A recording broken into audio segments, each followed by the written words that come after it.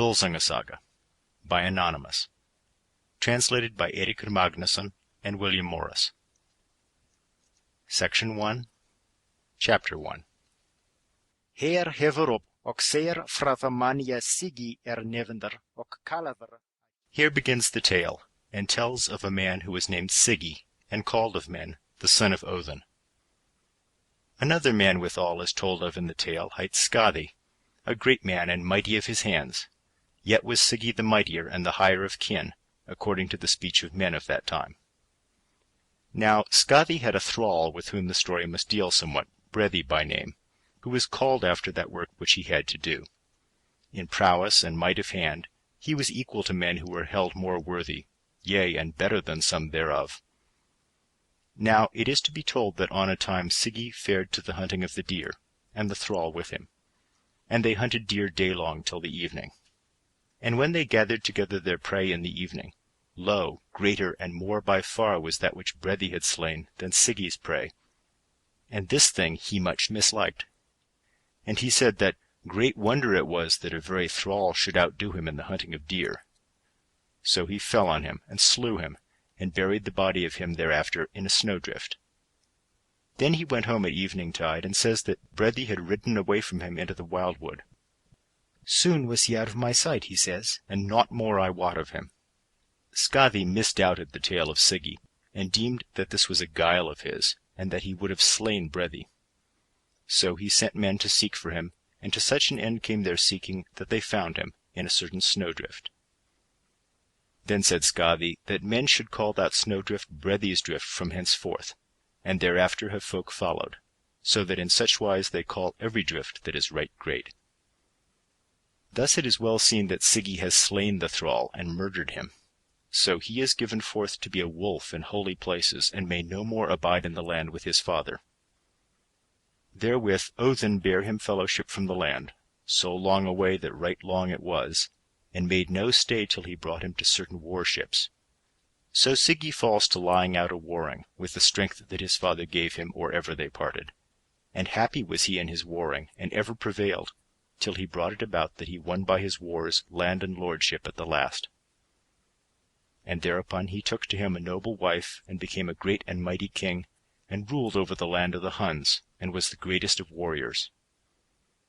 He had a son by his wife, who was called R-rated, who grew up in his father's house, and soon became great of growth and shapely. Chapter 2. Now Siggi grew old, and had many to envy him, so that at last those turned against him whom he trusted most, yea, even the brothers of his wife. For these fell on him at his unwariest, when there were few with him to withstand them, and brought so many against him that they prevailed against him, and there fell Siggi and all his folk with him. But R-rated his son was not in this trouble, and he brought together so mighty a strength of his friends and the great men of the land, that he got to himself both the lands and kingdom of Siggi his father.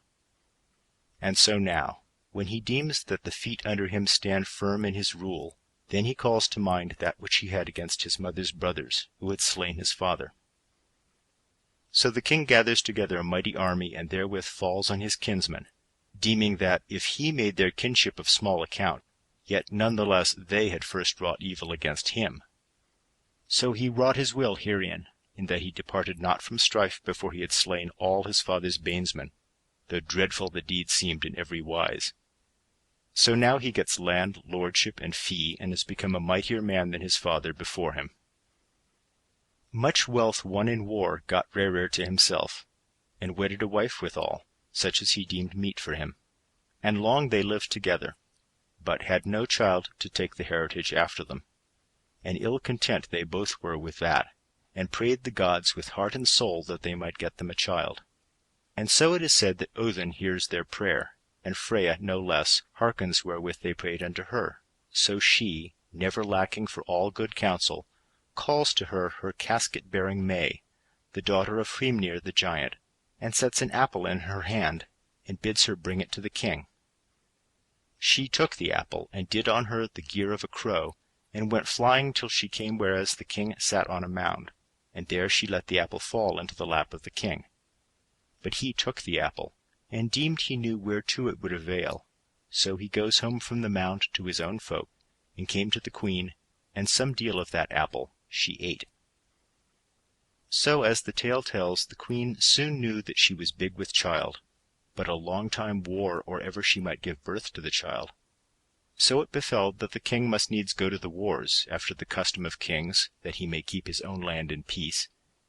And in this journey it came to pass that R-rated fell sick and got his death, being minded to go home to Odin, a thing much desired of many folk in those days. Now, no otherwise it goes with the queen's sickness than heretofore, nor may she be the lighter of her child. And 6 winters wore away with the sickness still heavy on her, so that at the last she feels that she may not live long. Wherefore now she bade cut the child from out of her, and it was done, even as she bade. A man-child was it, and great of growth from his birth, as well might be. And they say that the youngling kissed his mother or ever she died. But to him a name is given, and he is called Völsung, and he was king over Hunland in the room of his father. From his early years he was big and strong, and full of daring in all manly deeds and trials, and he became the greatest of warriors, and of good hap in all the battles of his warfaring. Now when he was fully come to man's estate, Hrimnir the giant sends to him Hljóð his daughter, she of whom the tale told that she brought the apple to R-rated, Völsung's father. So Völsung weds her withal, and long they abode together with good hap and great love. They had 10 sons and 1 daughter, and their eldest son was hight Sigmund, and their daughter Signy, and these 2 were twins, and in all wise the foremost and the fairest of the children of Völsung the king, and mighty, as all his seed was, even as has been long told from ancient days and in tales of long ago, with the greatest fame of all men, how that the Völsungs have been great men and high-minded, and far above the most of men, both in cunning and in prowess, and in all things high and mighty. So says the story, that King Völsung let build a noble hall, in such a wise that a big oak tree stood therein, and that the limbs of the tree blossomed fair out over the roof of the hall, while below stood the trunk within it, and the said trunk did men call Branstock. Chapter 3. There was a king called Siggeir, who ruled over Gothland, a mighty king and of many folk. He went to meet Völsung the king, and prayed him for Signy his daughter to wife. And the king took his talk well, and his sons withal, but she was loath thereto. Yet she bade her father rule in this as in all other things that concerned her. So the king took such rede that he gave her to him, and she was betrothed to King Siggeir. And for the fulfilling of the feast and the wedding was King Siggeir to come to the house of King Völsung. The king got ready the feast according to his best might, and when all things were ready, came the king's guests and King Siggeir withal at the day appointed, and many a man of great account had Siggeir with him. The tale tells that great fires were made endlong the hall, and the great tree aforesaid stood midmost thereof. Withal folk say that whenas men sat by the fires in the evening, a certain man came into the hall, unknown of aspect to all men, and such like array he had, that over him was a spotted cloak, and he was barefoot, and had linen breeches knit tight even unto the bone. And he had a sword in his hand as he went up to the Branstock, and a slouched hat upon his head. Huge he was, and seeming ancient, and one-eyed. So he drew his sword, and smote it into the tree trunk, so that it sank in up to the hilts, and all held back from greeting the man.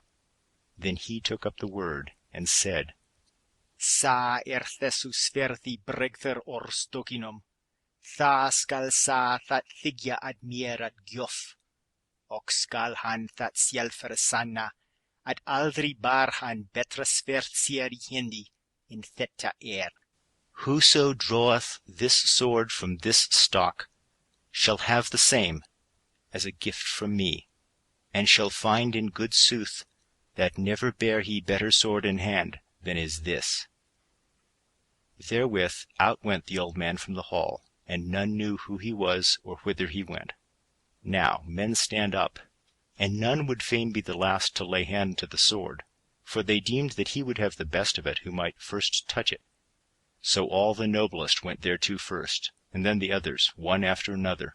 but none who came thereto might avail to pull it out, for in no wise would it come away, howsoever they tugged at it.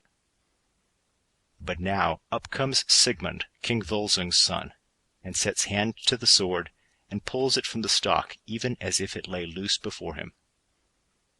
So good that weapon seemed to all, that none thought he had seen such a sword before. And Siggeir would fain buy it of him at thrice its weight of gold. But Sigmund said, Thou mightest have taken the sword no less than I from there whereas it stood, if it had been thy lot to bear it. But now, since it has first of all fallen into my hand, never shalt thou have it, though thou biddest therefore all the gold thou hast. King Siggeir grew wroth at these words, and deemed Sigmund had answered him scornfully. But whereas he was a wary man and a double-dealing, he made as if he heeded this matter in no wise. Yet that same evening he thought how he might reward it, as was well seen afterwards. Chapter 4. Now it is to be told that Siggeir goes to bed by Signy that night. And the next morning the weather was fair. Then says King Siggeir that he will not bide, lest the wind should wax or the sea grow impassable. Nor is it said that Volsung or his sons letted him herein, and that the less, because they saw that he was fain to get him gone from the feast. But now says Signy to her father, I have no will to go away with Siggeir, neither does my heart smile upon him. And I wot, by my foreknowledge and from the fetch of our kin, that from this counsel will great evil fall on us, if this wedding be not speedily undone. Speak in no such wise, daughter, said he, for great shame will it be to him, yea, and to us also, to break troth with him, he being sackless. And in naught may we trust him, and no friendship shall we have of him, if these matters are broken off, but he will pay us back in as evil wise as he may, for that alone is seemly, to hold truly to troth given. So King Siggeir got ready for home, and before he went from the feast, he bade King Volsung, his father-in-law, come see him in Gothland, and all his sons with him, whenas 3 months should be overpast, and to bring such following with him as he would have, and as he deemed meet for his honour. And thereby will Siggeir the king pay back for the shortcomings of the wedding feast, in that he would abide thereat but 1 night only, a thing not according to the wont of men. So King Volsung gave his word to come on the day named, and the kinsmen-in-law parted, and Siggeir went home with his wife. Chapter 5.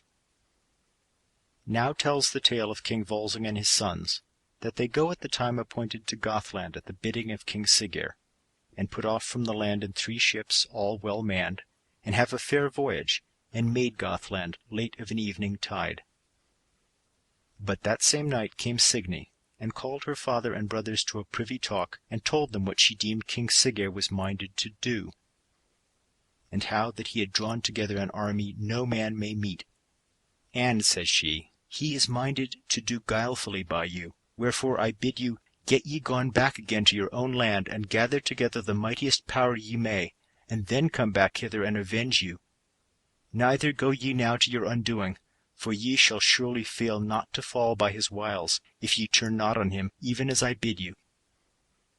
Then spake Volsung the king, All people and nations shall tell of the word I spake, yet being unborn, wherein I vowed a vow that I would flee in fear from neither fire nor the sword. Even so have I done hitherto. And shall I depart therefrom now I am old? Yea, withal, never shall the maidens mock these my sons at the games, and cry out at them that they fear death. Once alone must all men need die, and from that season shall none escape. So my rede it is that we flee no whither, but do the work of our hands in as manly wise as we may. 100 fights have I fought, and whiles I had more, and whiles I had less, and yet ever had I the victory. Nor shall it ever be heard tell of me that I fled away, or prayed for peace. Then Signy wept right sore, and prayed that she might not go back to King Siggeir. But King Volsung answered, Thou shalt surely go back to thine husband, and abide with him, howsoever it fares with us. So Signy went home, and they abode there that night. But in the morning, as soon as it was day, Volsung bade his men arise and go a land, and make them ready for battle, So they went a land, all of them, all armed, and had not long to wait before Siggeir fell on them with all his army.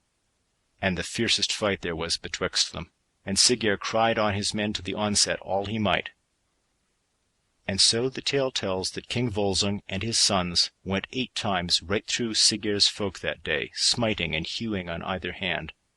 But when they would do so even once again, King Volsung fell amidst his folk, and all his men withal, saving his 10 sons. For mightier was the power against them than they might withstand. But now are all his sons taken, and laid in bonds, and led away. And Signy was wherewithal that her father was slain, and her brothers taken and doomed to death, that she called King Siggeir apart to talk with him, and said, This will I pray of thee, that thou let not slay my brothers hastily, but let them be set a while in the stocks. For home to me comes the saw that says, Sweet to eye while seen. But longer life I pray not for them, because I wot well that my prayer will not avail me. Then answered Siggeir, Surely thou art mad and witless, praying thus for more bale for thy brothers than their present slaying. Yet this will I grant thee. For the better it likes me, the more they must bear, and the longer their pain is, or ever death come to them. Now he let it be done even as she prayed, and a mighty beam was brought, and set on the feet of those 10 brethren in a certain place of the wildwood, and there they sit daylong until night. But at midnight, as they sat in the stocks, there came on them a she-wolf from out of the wood. Old she was, and both great and evil of aspect, and the first thing she did was to bite one of those brethren till he died, and then she ate him up withal, and went on her way.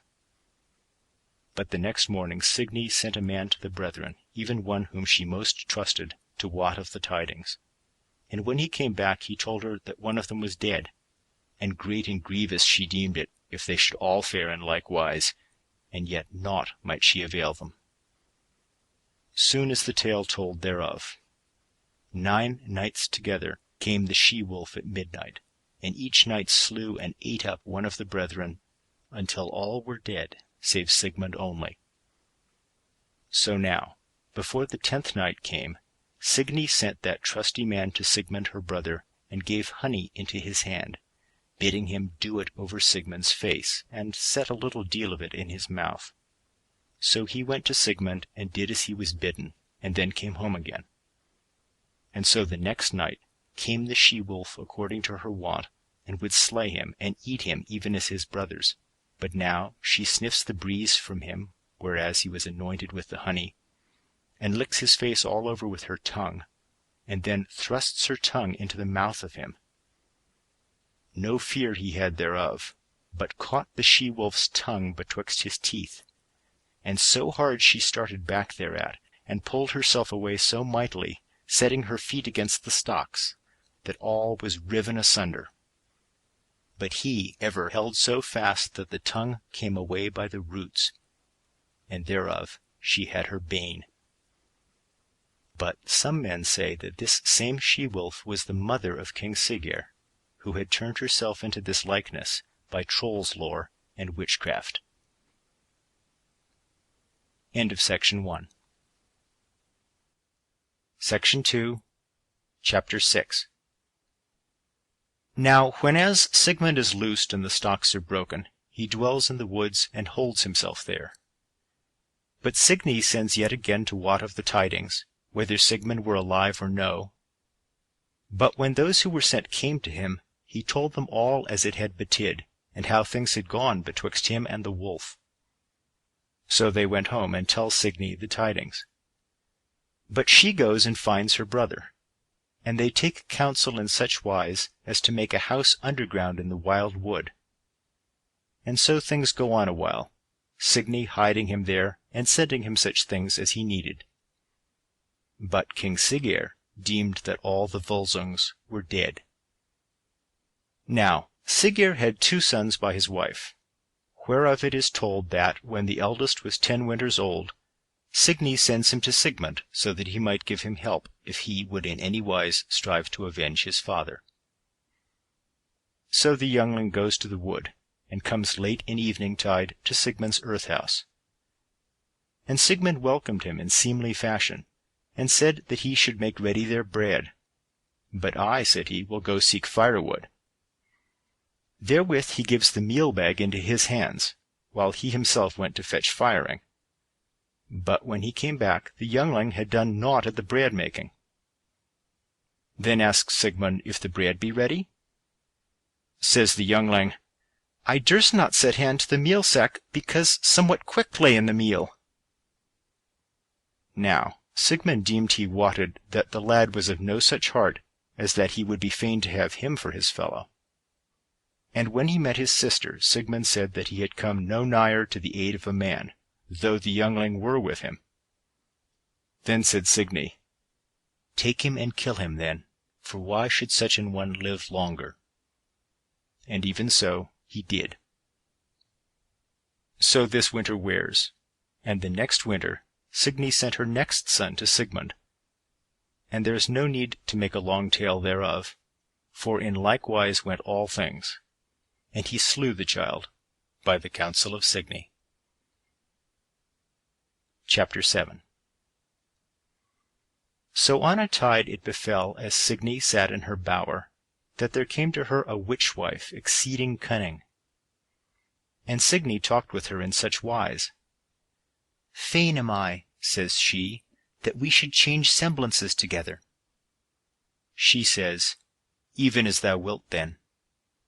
And so by her wiles she brought it about that they changed semblances. And now the witch-wife sits in Signy's place according to her rede, and goes to bed by the king that night, and he knows not that he has other than Signy beside him. But the tale tells of Signy that she fared to the earth-house of her brother, and prayed him give her harbouring for the night. For I have gone astray abroad in the woods, and know not whither I am going. So he said she might abide, and that he would not refuse harbour to one lone woman, deeming that she would scarce pay back his good cheer by tale-bearing. So she came into the house, and they sat down to meat. And his eyes were often on her, and a goodly and fair woman she seemed to him. But when they are full, then he says to her that he is right fain that they should have but one bed that night. She nowise turned away therefrom. And so, for 3 nights together, he laid her in bed by him. Thereafter she fared home, and found the witch-wife, and bade her change semblances again, and she did so. Now as time wears, Signy brings forth a man-child, who was named Sinfjotli. And when he grew up, he was both big and strong, and fair of face, and much like unto the kin of the Völsungs. And he was hardly yet 10 winters old when she sent him to Sigmund's earth-house. But this trial she had made of her other sons, or ever she had sent them to Sigmund, that she had sewed gloves unto their hands, through flesh and skin, and they had borne it ill, and cried out thereat. And this she now did to Sinfjotli, and he changed countenance in no wise thereat. Then she flayed off the kirtle, so that the skin came off with the sleeves, and said that this would be torment enough for him. But he said, Full little would Völsung have felt such a smart as this. So the lad came to Sigmund. And Sigmund bade him knead their meal up while he goes to fetch firing. So he gave him the meal-sack, and then went after the wood. And by then he came back had Sinfjotli made an end of his baking. Then asked Sigmund if he had found nothing in the meal. I misdoubted me that there was something quick in the meal when I first fell to kneading of it. But I have kneaded it all up together, both the meal and that which was therein, whatsoever it was. Then Sigmund laughed out. He said, Naught wilt thou eat of this bread to-night, for the most deadly of worms hast thou kneaded up therewith. Now Sigmund was so mighty a man that he might eat venom and have no hurt therefrom, but Sinfjotli might abide whatso venom came on the outside of him, but might neither eat nor drink thereof. Chapter 8. The tale tells that Sigmund thought Sinfjotli over young to help him to his revenge, and will first of all harden him with manly deeds. So in summertide they fare wide through the woods, and slay men for their wealth. Sigmund deems him to take much after the kin of the Volsungs, though he thinks that he is Siggeir's son, and deems him to have the evil heart of his father, with the might and daring of the Volsungs. Withal he must needs think him in no wise a kinsome man, for full oft would he bring Sigmund's wrongs to his memory, and prick him on to slay King Siggeir. Now on a time as they fare abroad in the woods for the getting of wealth, they find a certain house, and two men with great gold rings asleep therein. Now these twain were spellbound skin-changers, and wolf-skins were hanging up over them in the house, and every 10th day might they come out of those skins, and they were king's sons. So Sigmund and Sinfjotli do the wolf-skins on them, and then might they nowise come out of them, though, forsooth, the same nature went with them as heretofore. They howled as wolves howl, but both knew the meaning of that howling. They lay out in the wildwood, and each went his way, and a word they made betwixt them, that they should risk the onset of 7 men, but no more, and that he who was first to be set on should howl in wolfish wise. Let us not depart from this, says Sigmund, for thou art young and overbold, and men will deem the quarry good when they take thee. Now each goes his way, and when they were parted, Sigmund meets certain men, and gives forth a wolf's howl. And when Sinfjotli heard it, he went straightway thereto, and slew them all, and once more they parted. But ere Sinfjotli has fared long through the woods, 11 men meet him, and he wrought in such wise that he slew them all, and was awearied therewith, and crawls under an oak, and there takes his rest. Then came Sigmund thither, and said, Why didst thou not call on me? Sinfjotli said, I was loath to call for thy help for the slaying of 11 men. Then Sigmund rushed at him so hard that he staggered and fell, and Sigmund bit him in the throat. Now that day they might not come out of their wolfskins, but Sigmund lays the other on his back, and bears him home to the house, and cursed the wolf-gears, and gave them to the trolls. Now on a day he saw where 2 weasels went, and how that one bit the other in the throat, and then ran straightway into the thicket, and took up a leaf and laid it on the wound, and thereon his fellow sprang up quite and clean whole. So Sigmund went out and saw a raven flying with a blade of that same herb to him. So he took it, and drew it over Sinfjotli's hurt, and he straightway sprang up as whole as though he had never been hurt. Thereafter they went home to their earth house, and abode there till the time came for them to put off the wolf shapes. Then they burnt them up with fire, and prayed that no more hurt might come to any one from them. But in that uncouth guise they wrought many famous deeds in the kingdom and lordship of King Siggeir.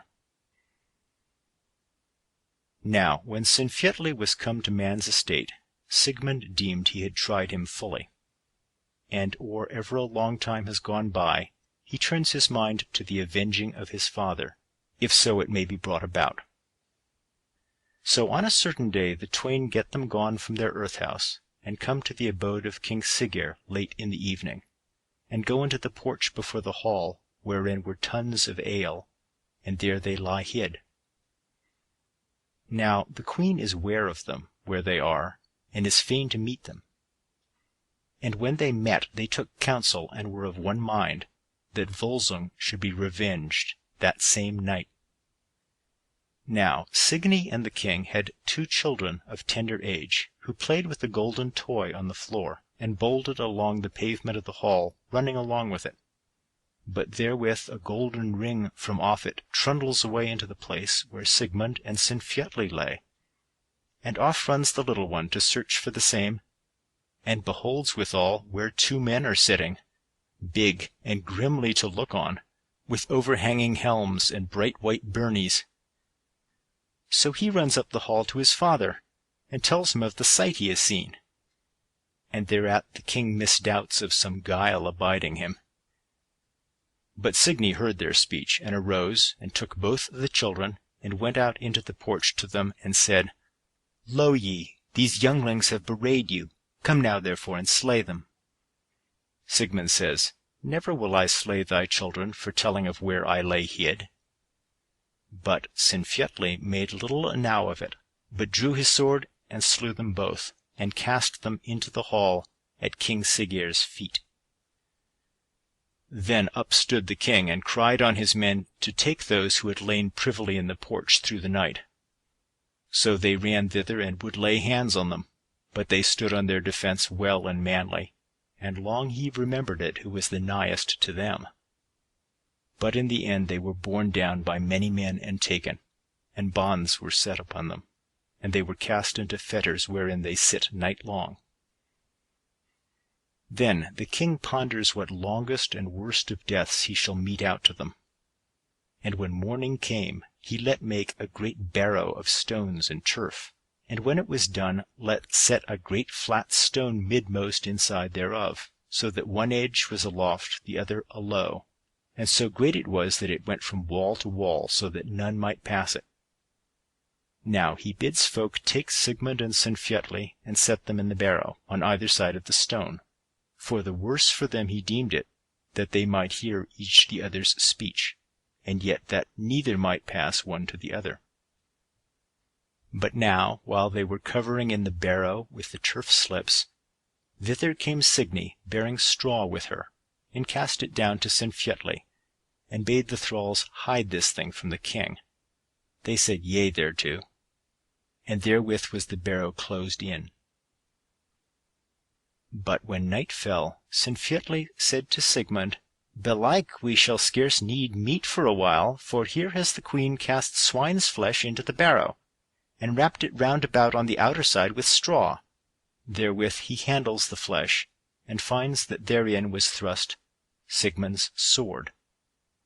And he knew it by the hilts, as murk as it might be in the barrow, and tells Sigmund thereof, and of that they were both fain enow.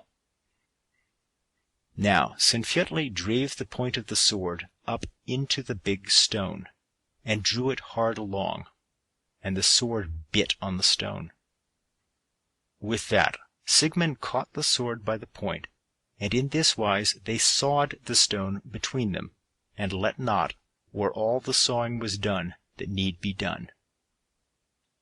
Ristuaf magni mikla hetlu Sigmundur Hjörvi och Sinfjotli. Even as the song sings, Sinfjotli sawed and Sigmund sawed, a twain with main the stone was done. Now are they both together loose in the barrow, and soon they cut both through stone and through iron, and bring themselves out thereof. Then they go home to the hall, whenas all men slept there, and bear wood to the hall, and lay fire therein. And withal the folk therein are waked by the smoke, and by the hall burning over their heads. Then the king cries out, Who kindled this fire? I burn withal. Here am I, says Sigmund, with Sinfjotli, my sister's son, and we are minded that thou shalt wot well that all the Volsungs are not yet dead. Then he bade his sister come out, and take all good things at his hands, and great honour and fair atonement in that wise for all her griefs. But she answered, Take heed now, and consider if I have kept King Siggeir in memory, in his slaying of Volsung the king. I let slay both my children, whom I deemed worthless for the revenging of our father, and I went into the wood to thee in a witch-wife's shape.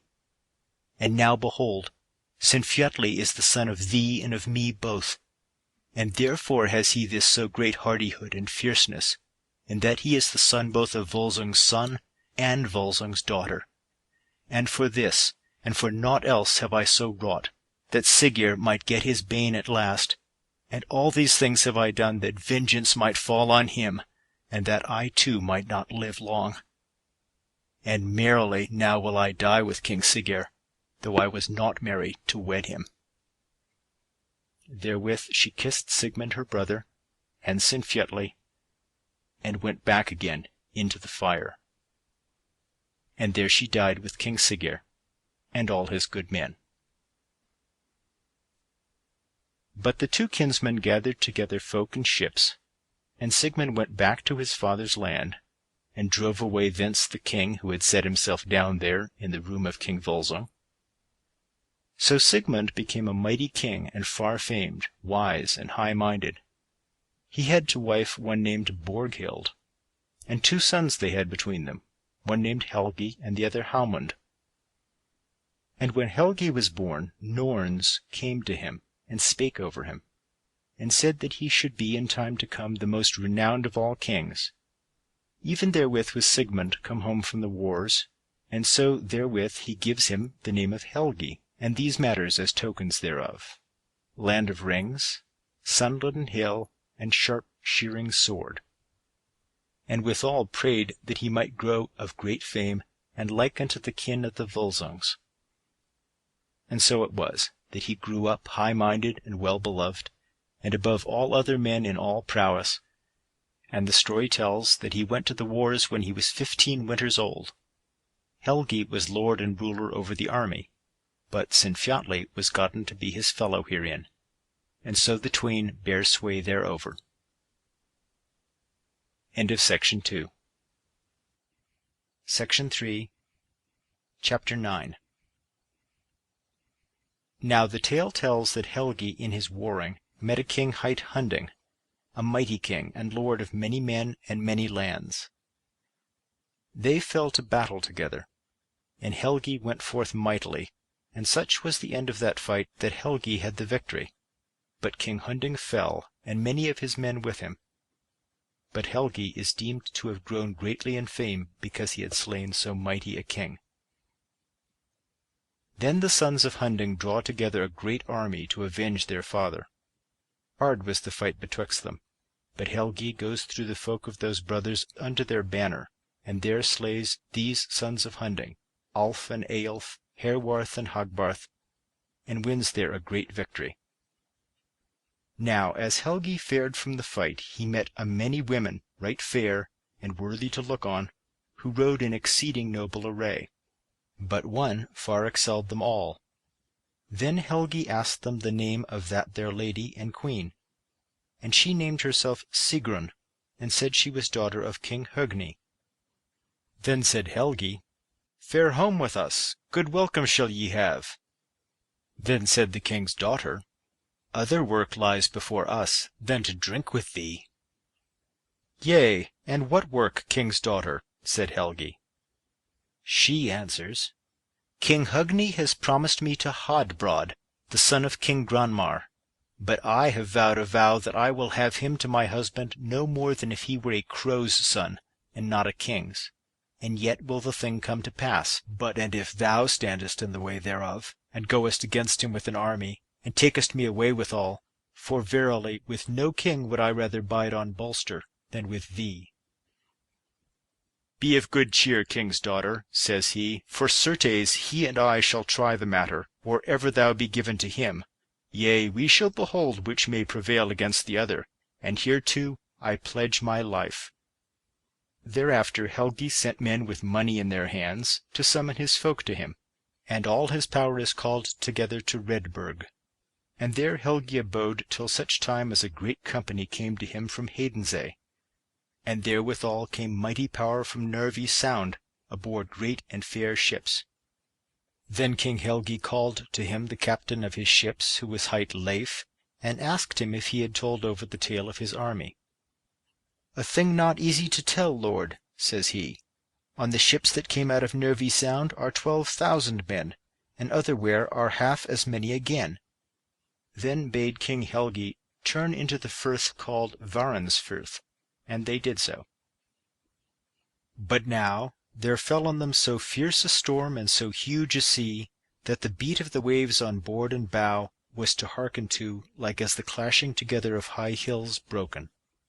But Helgi bade men fear naught, nor take in any sail, but rather hoist every rag higher than heretofore. But little did they miss of foundering or ever they made land.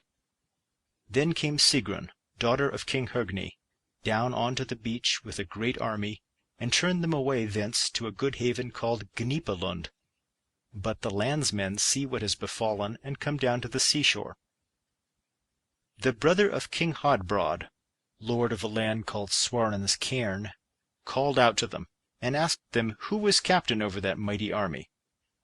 Then up stands Sinfjotli, with a helm on his head bright shining as glass, and a byrnie as white as snow, a spear in his hand, and thereon a banner of renown, and a gold-rimmed shield hanging before him. And well he knew what words to speak to kings. "Go thou and say, when thou hast made an end of feeding thy swine and thy dogs, and when thou beholdest thy wife again, that here are come the Volsungs, and in this company may King Helgi be found, if Hodbrod be fain of finding him. For his game and his joy it is to fight and win fame, while thou art kissing the handmaids by the fireside." Then answered Granmar, "In no wise knowest thou how to speak seemly things, and to tell of matters remembered from of old, whereas thou layest lies on chiefs and lords.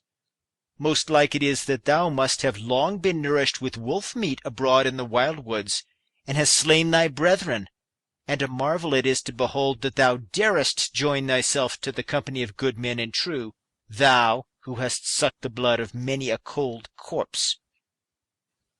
Sinfjotli answered, "Dim belike is grown thy memory now of how thou wert a witch-wife on Varinsay, and wouldst fain have a man to thee, and chose me to that same office of all the world, and how thereafter thou wert a Valkyria in Asgarth, and it well nigh came to this, that for thy sweet sake should all men fight.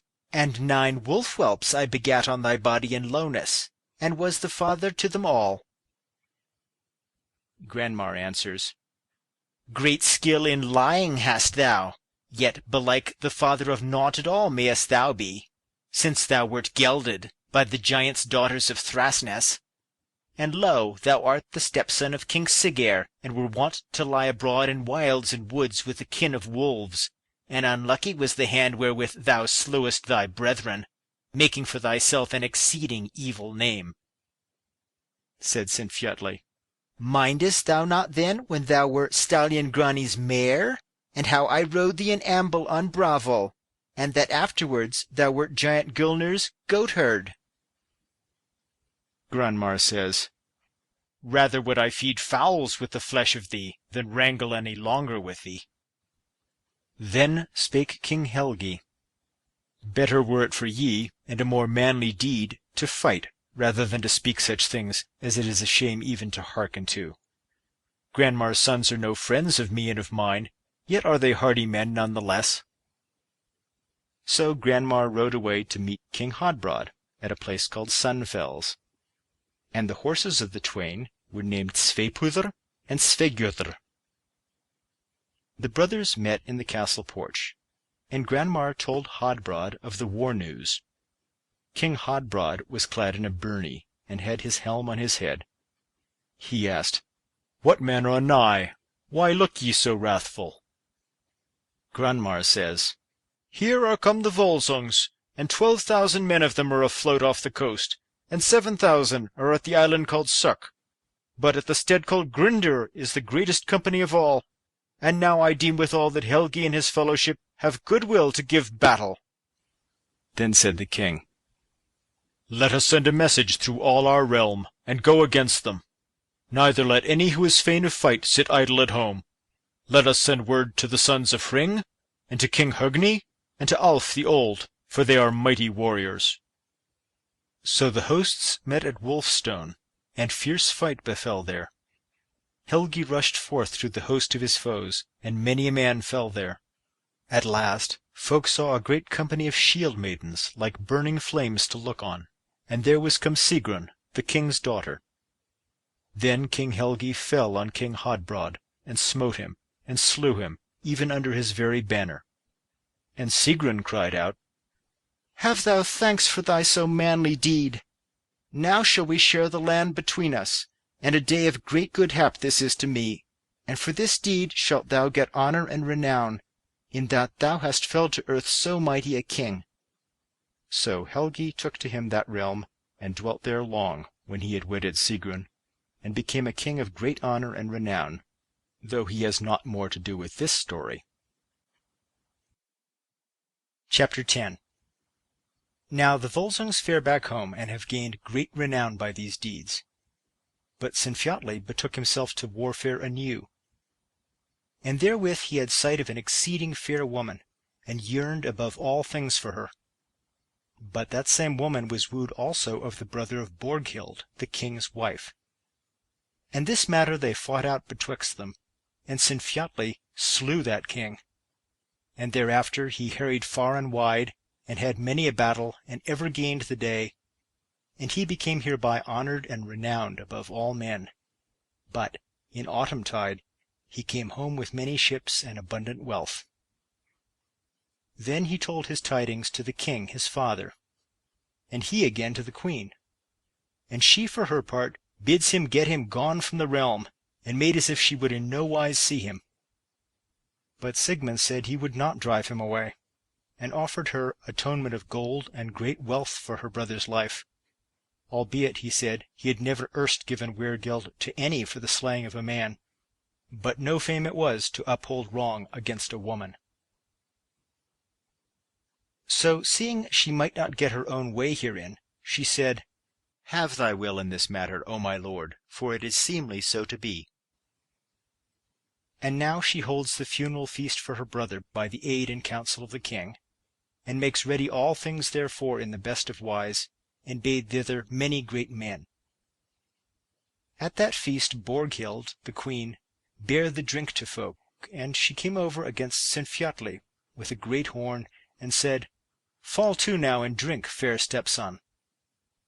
Then he took the horn to him, and looked therein, and said, Nay, for the drink is charmed drink. Then said Sigmund, Give it unto me then. And therewith he took the horn and drank it off. But the queen said to Sinfjotli, Why must other men needs drink thine ale for thee? And she came again the second time with the horn, and said, Come now and drink, and goaded him with many words. And he took the horn, and said, Guile is in the drink. And thereon Sigmund cried out, Give it then unto me. Again the third time she came to him, and bade him drink off his drink, if he had the heart of a Volsung. Then he laid hand on the horn, but said, Venom is therein. Nay, let the lips strain it out then, O son, quoth Sigmund. And by then was he exceeding drunk with drink, and therefore spake he in that wise. So Sinfjotli drank, and straightway fell down dead to the ground. Sigmund rose up, and sorrowed nigh to death over him.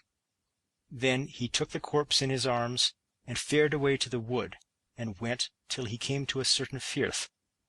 And there he saw a man in a little boat, and that man asked if he would be wafted by him over the firth, and he said yea thereto. But so little was the boat, that they might not all go in it at once. So the corpse was first laid therein, while Sigmund went by the firth side. But therewith the boat and the man therein vanished away from before Sigmund's eyes. So thereafter Sigmund turned back home, and drave away the queen, and a little after she died. But Sigmund the king yet ruled his realm, and is deemed ever the greatest champion and king of the old law. Chapter 11.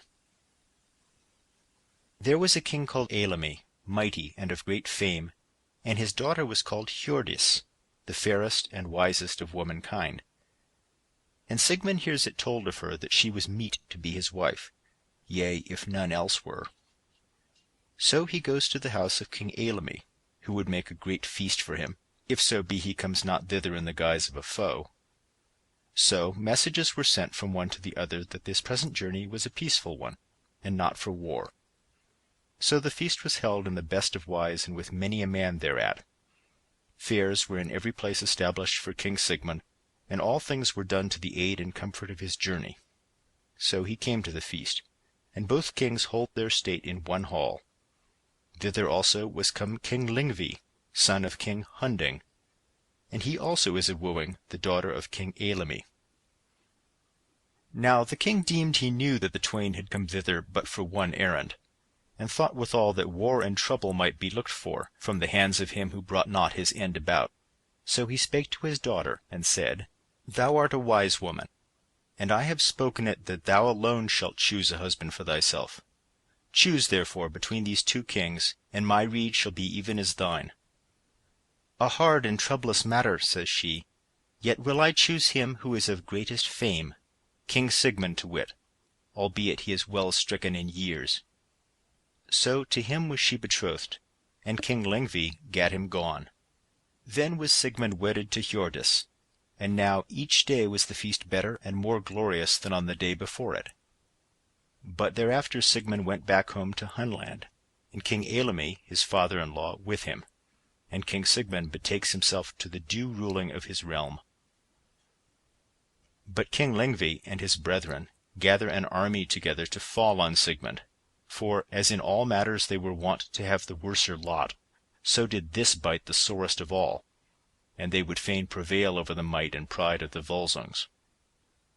So they came to Hunland, and sent King Sigmund word how that they would not steal upon him, and that they deemed he would scarce slink away from them. So Sigmund said he would come and meet them in battle, and drew his power together. But Hjordis was borne into the wood with a certain bondmaid, and mighty wealth went with them, and there she abode, the while they fought. Now the Vikings rushed from their ships in numbers not to be borne up against. But Sigmund the king and Eylimi set up their banners, and the horns blew up to battle. But King Sigmund let blow the horn his father erst had had, and cheered on his men to the fight, but his army was far the fewest. Now was that battle fierce and fell, and though Sigmund were old, yet most hardily he fought, and was ever the foremost of his men. No shield or byrnie might hold against him, and he went ever through the ranks of his foemen on that day, and no man might see how things would fare between them. Many an arrow and many a spear was aloft in air that day, and so his spay-rights wrought for him that he got no wound, and none can tell over the tale of those who fell before him, and both his arms were red with blood, even to the shoulders. But now, whenas the battle had dured a while, there came a man into the fight clad in a blue cloak, and with a slouched hat on his head. One-eyed he was, and bare a bill in his hand. And he came against Sigmund the king, and have up his bill against him. And as Sigmund smote fiercely with the sword, it fell upon the bill, and burst asunder in the midst. Thenceforth the slaughter and dismay turned to his side, for the good hap of King Sigmund had departed from him, and his men fell fast about him. Naught did the king spare himself, but rather cheered on his men. But even as the saw says, Engi ma vith margnum, no might 'gainst many, so was it now proven. And in this fight fell Sigmund the king, and King Eylimi his father-in-law, in the forefront of their battle, and therewith the more part of their folk. End of Section 3. Section 4, Chapter 12. Now King Lengvi made for the king's abode, and was minded to take the king's daughter there, but failed herein, for there he found neither wife nor wealth. So he fared through all the realm, and gave his men rule thereover, and now deemed that he had slain all the kin of the Volsungs, and that he need dread them no more from henceforth. Now Hjordis went amidst the slain that night of the battle, and came whereas lay King Sigmund, and asked if he might be healed. But he answered, Many a man lives after hope has grown little, but my good hap has departed from me, nor will I suffer myself to be healed, nor wills Odin that I should ever draw sword again, since this, my sword and his, is broken. Lo now, I have waged war while it was his will. Not ill would I deem matters, said she, if thou mightest be healed and avenge my father. The king said, That is fated for another man. Behold now, thou art great with a man-child. nourish him well and with good heed, and the child shall be the noblest and most famed of all our kin. And keep well withal the shards of the sword. Thereof shall a goodly sword be made, and it shall be called Gram, and our son shall bear it, and shall work many a great work therewith, even such as eld shall never minish. For his name shall abide and flourish as long as the world shall endure. And let this be enow for thee. But now I grow weary with my wounds, and I will go see our kin that have gone before me. So Hjordis sat over him, till he died at the day dawning. And then she looked, and behold, there came many ships sailing to the land. Then she spake to the handmaid, Let us now change raiment, and be thou called by my name, and say that thou art the king's daughter. And thus they did. But now the Vikings behold the great slaughter of men there, and see where 2 women fare away thence into the wood. And they deem that some great tidings must have befallen, and they leaped ashore from out their ships. Now the captain of these folks was Alf, son of Hjalprik, king of Denmark, who was sailing with his power along the land. So they came into the field among the slain, and saw how many men lay dead there. Then the king bade go seek for the women, and bring them thither. And they did so. He asked them what women they were. And, little as the thing seems like to be, the bondmaid answered for the twain, telling of the fall of King Sigmund and King Eylimi, and many another great man, and who they were withal who had wrought the deed. Then the king asks if they wotted where the wealth of the king was bestowed. And then says the bondmaid, It may well be deemed that we know full surely thereof. And therewith she guides them to the place where the treasure lay. And there they found exceeding great wealth, so that men deem they have never seen so many things of price heaped up together in one place. All this they bore to the ships of King Alf, and Hjordis and the bondmaid went with them. Therewith these sail away to their own realm, and talk how that surely on that field had fallen the most renowned of kings. So the king sits by the tiller, but the women abide in the forecastle. But talk he had with the women, and held their counsels of much account. In such wise the king came home to his realm with great wealth, and he himself was a man exceeding goodly to look on. But when he had been but a little while at home, the queen his mother asked him, Why the fairest of the 2 women had the fewer rings, and the less worthy attire? I deem, she said, that she whom ye have held of least account is the noblest of the twain. He answered, I too have misdoubted me, that she is little like a bondwoman, and when we first met, in seemly wise she greeted noble men. Lo now, we will make a trial of the thing.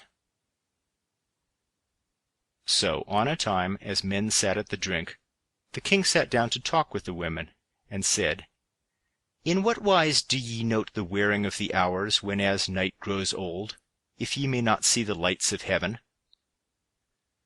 Then says the bondwoman, This sign have I, that whenas in my youth I was wont to drink much in the dawn, so now, when I no longer use that manner, I am yet wont to wake up at that very same tide, and by that token do I know thereof. Then the king laughed and said, Ill manners for a king's daughter. And therewith he turned to Hjordis, and asked her even the same question. But she answered, My father erst gave me a little gold ring of such nature that it groweth cold on my finger in the day dawning, and that is the sign that I have to know thereof. The king answered, And now of gold there, where a very bondmaid bore it. But come now, thou hast been long enow hid from me. Yet if thou hadst told me all from the beginning, I would have done to thee as though we had both been one king's children. But better than thy deeds will I deal with thee, for thou shalt be my wife, and due jointure will I pay thee, whenas thou hast borne me a child. She spake therewith, and told out the whole truth about herself. So there was she held in great honor, and deemed the worthiest of women. Chapter 13. The tale tells that Hjordis brought forth a man-child, who was straightly born before King Hjalprik. And then was the king glad thereof, when he saw the keen eyes in the head of him, and he said that few men would be equal to him, or like unto him in any wise.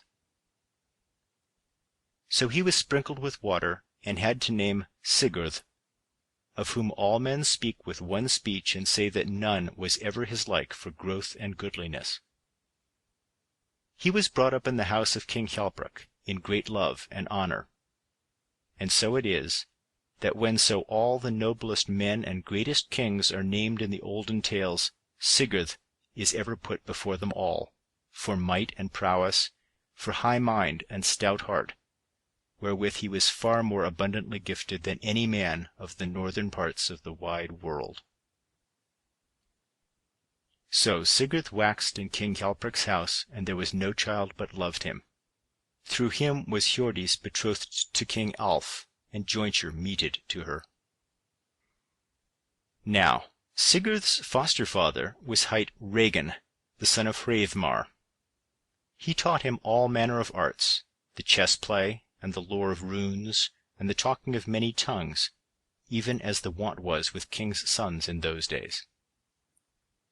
But on a day when they were together, Regin asked Sigurd if he knew how much wealth his father had owned, and who had the ward thereof. Sigurd answered, and said that the kings kept the ward thereof. Said Regin, "Dost thou trust them all, utterly?" Sigurd said, "It is seemly that they keep it, till I may do somewhat therewith, for better they wot how to guard it than I do."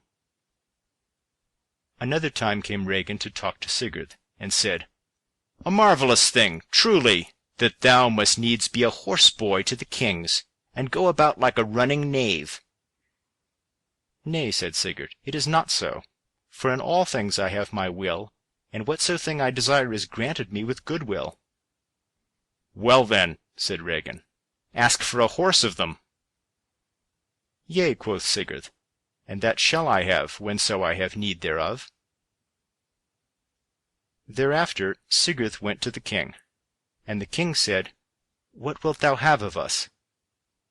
Then said Sigurd, "I would even a horse of thee, for my disport." Then said the king, "Choose for thyself a horse, and whatso thing else thou desirest among my matters." So the next day went Sigurd to the wood, and met on the way an old man, long-bearded, that he knew not, who asked him, "Whither away?" Sigurd said, "I am minded to choose me a horse. Come thou, and counsel me thereon." "Well then," said he, "go we and drive them to the river which is called Busseltjorn." They did so, and drave the horses down into the deeps of the river, and all swam back to land but one horse, and that horse Sigurd chose for himself. Grey he was of hue, and young of years, great of growth, and fair to look on, nor had any man yet crossed his back. Then spake the greybeard, "From Sleipnir's kin is this horse come, and he must be nourished heedfully, for it will be the best of all horses." And therewithal he vanished away. So Sigurd called the horse Grani, the best of all the horses of the world, nor was the man he met other than Odin himself. Now yet again spake Regin to Sigurd, and said, "Not enough is thy wealth, and I grieve right sore that thou must needs run here and there like a churl's son. But I can tell thee where there is much wealth for the winning, and great name and honor to be won in getting of it." Sigurd asked where that might be, and who had watch and ward over it. Regin answered, "Faufnir is his name, and but a little way hence he lies, on the waste of Gnita Heath. And when thou comest there, thou mayest well say that thou hast never seen more gold heaped together in one place, and that none might desire more treasure though he were the most ancient and famed of all kings. Young am I, says Sigurd, yet I know the fashion of this worm, and how that none durst go against him, so huge and evil is he. Regin said, Nay, it is not so. The fashion and the growth of him is even as other ling-worms, and an over-great tale men make of it, and even so would thy forefathers have deemed. But thou, though thou be of the kin of the Volsungs, shalt scarce have the heart and mind of those, who are told of as the first in all deeds of fame. Sigurd said, Yea, belike I have little of their hardihood and prowess, but thou hast naught to do to lay a coward's name upon me when I am scarce out of my childish years. Why dost thou egg me on hereto so busily? Regin said, Therein lies a tale, which I must needs tell thee. Let me hear the same, said Sigurd. Chapter 14. Thus the tale begins, said Regin. Hreidmar was my father's name, a mighty man and a wealthy. And his first son was named Fafnir, his second Otter, and I was the third and the least of them all, both for prowess and good conditions. But I was cunning to work in iron and silver and gold, whereof I could make matters that availed somewhat. Other skill my brother Otter followed, and had another nature withal. For he was a great fisher, and above other men herein, in that he had the likeness of an otter by day, and dwelt ever in the river, and bare fish to bank in his mouth. And his prey would he ever bring to our father, and that availed him much. For the most part he kept him in his otter gear, and then he would come home and eat alone and slumbering, for on the dry land he might see naught. But Fafnir was by far the greatest and grimmest, and would have all things about called his. Now, says Regin, there was a dwarf, called Andvari, who ever abode in that force which was called Andvari's force, in the likeness of a pike, and got meat for himself, for many fish there were in the force. Now Otter, my brother, was ever wont to enter into the force and bring fish aland, and lay them one by one on the bank. And so it befell that Odin, Loki, and Hœnir, as they went their ways, came to Andvari's force. And Otter had taken a salmon, and ate it slumbering upon the river bank. Then Loki took a stone and cast it at Otter, so that he gat his death thereby. The gods were well content with their prey, and fell to flaying off the otter's skin, and in the evening they came to Hreidmar's house, and showed him what they had taken. Thereon he laid hands on them, and doomed them to such ransom as that they should fill the otter skin with gold, and cover it over without with red gold. So they sent Loki to gather gold together for them. He came to Ran, and got her net, and went therewith to Andvari's force, and cast the net before the pike, and the pike ran into the net, and was taken. Then said Loki, Hvað that fiska rinnur flóði í? Kann at servith viti varask? What fish of all fishes swims strong in the flood, but hath learnt little wit to beware? Thy head must thou buy from abiding in hell, and find me the wan water's flame. He answered, Andvari folk call me, call Oin my father. Over many a force have I fared. For a norn of ill luck this life on me lay, through wet ways ever to wade. So Loki beheld the gold of Andvari. And when he had given up the gold he had but one ring left, and that also Loki took from him. Then the dwarf went into a hollow of the rocks, and cried out that gold ring, yea, and all the gold withal, should be the bane of every man who should own it thereafter. Now the gods rode with the treasure to Hreidmar, and fulfilled the otter skin, and set it on its feet. and they must cover it over utterly with gold. But when this was done, then Hreidmar came forth and beheld yet one of the muzzle hairs, and bade them cover that withal.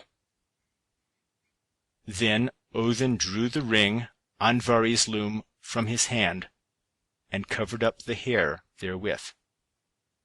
Then sang Loki, Golden now, a great were-gild thou hast, that my head in good hap I may hold.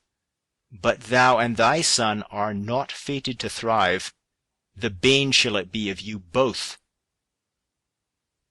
Thereafter, says Regin, Fafnir slew his father, and murdered him, nor got I aught of the treasure. And so evil he grew, that he fell to lying abroad, and begrudged any share in the wealth to any man, and so became the worst of all worms, and ever now lies brooding upon that treasure. But for me, I went to the king and became his master smith, and thus is the tale told, of how I lost the heritage of my father, and the weregild for my brother. So spake Regin. But since that time gold is called Ottergild, and for no other cause than this. But Sigurd answered, Much hast thou lost, and exceeding evil have thy kinsmen been.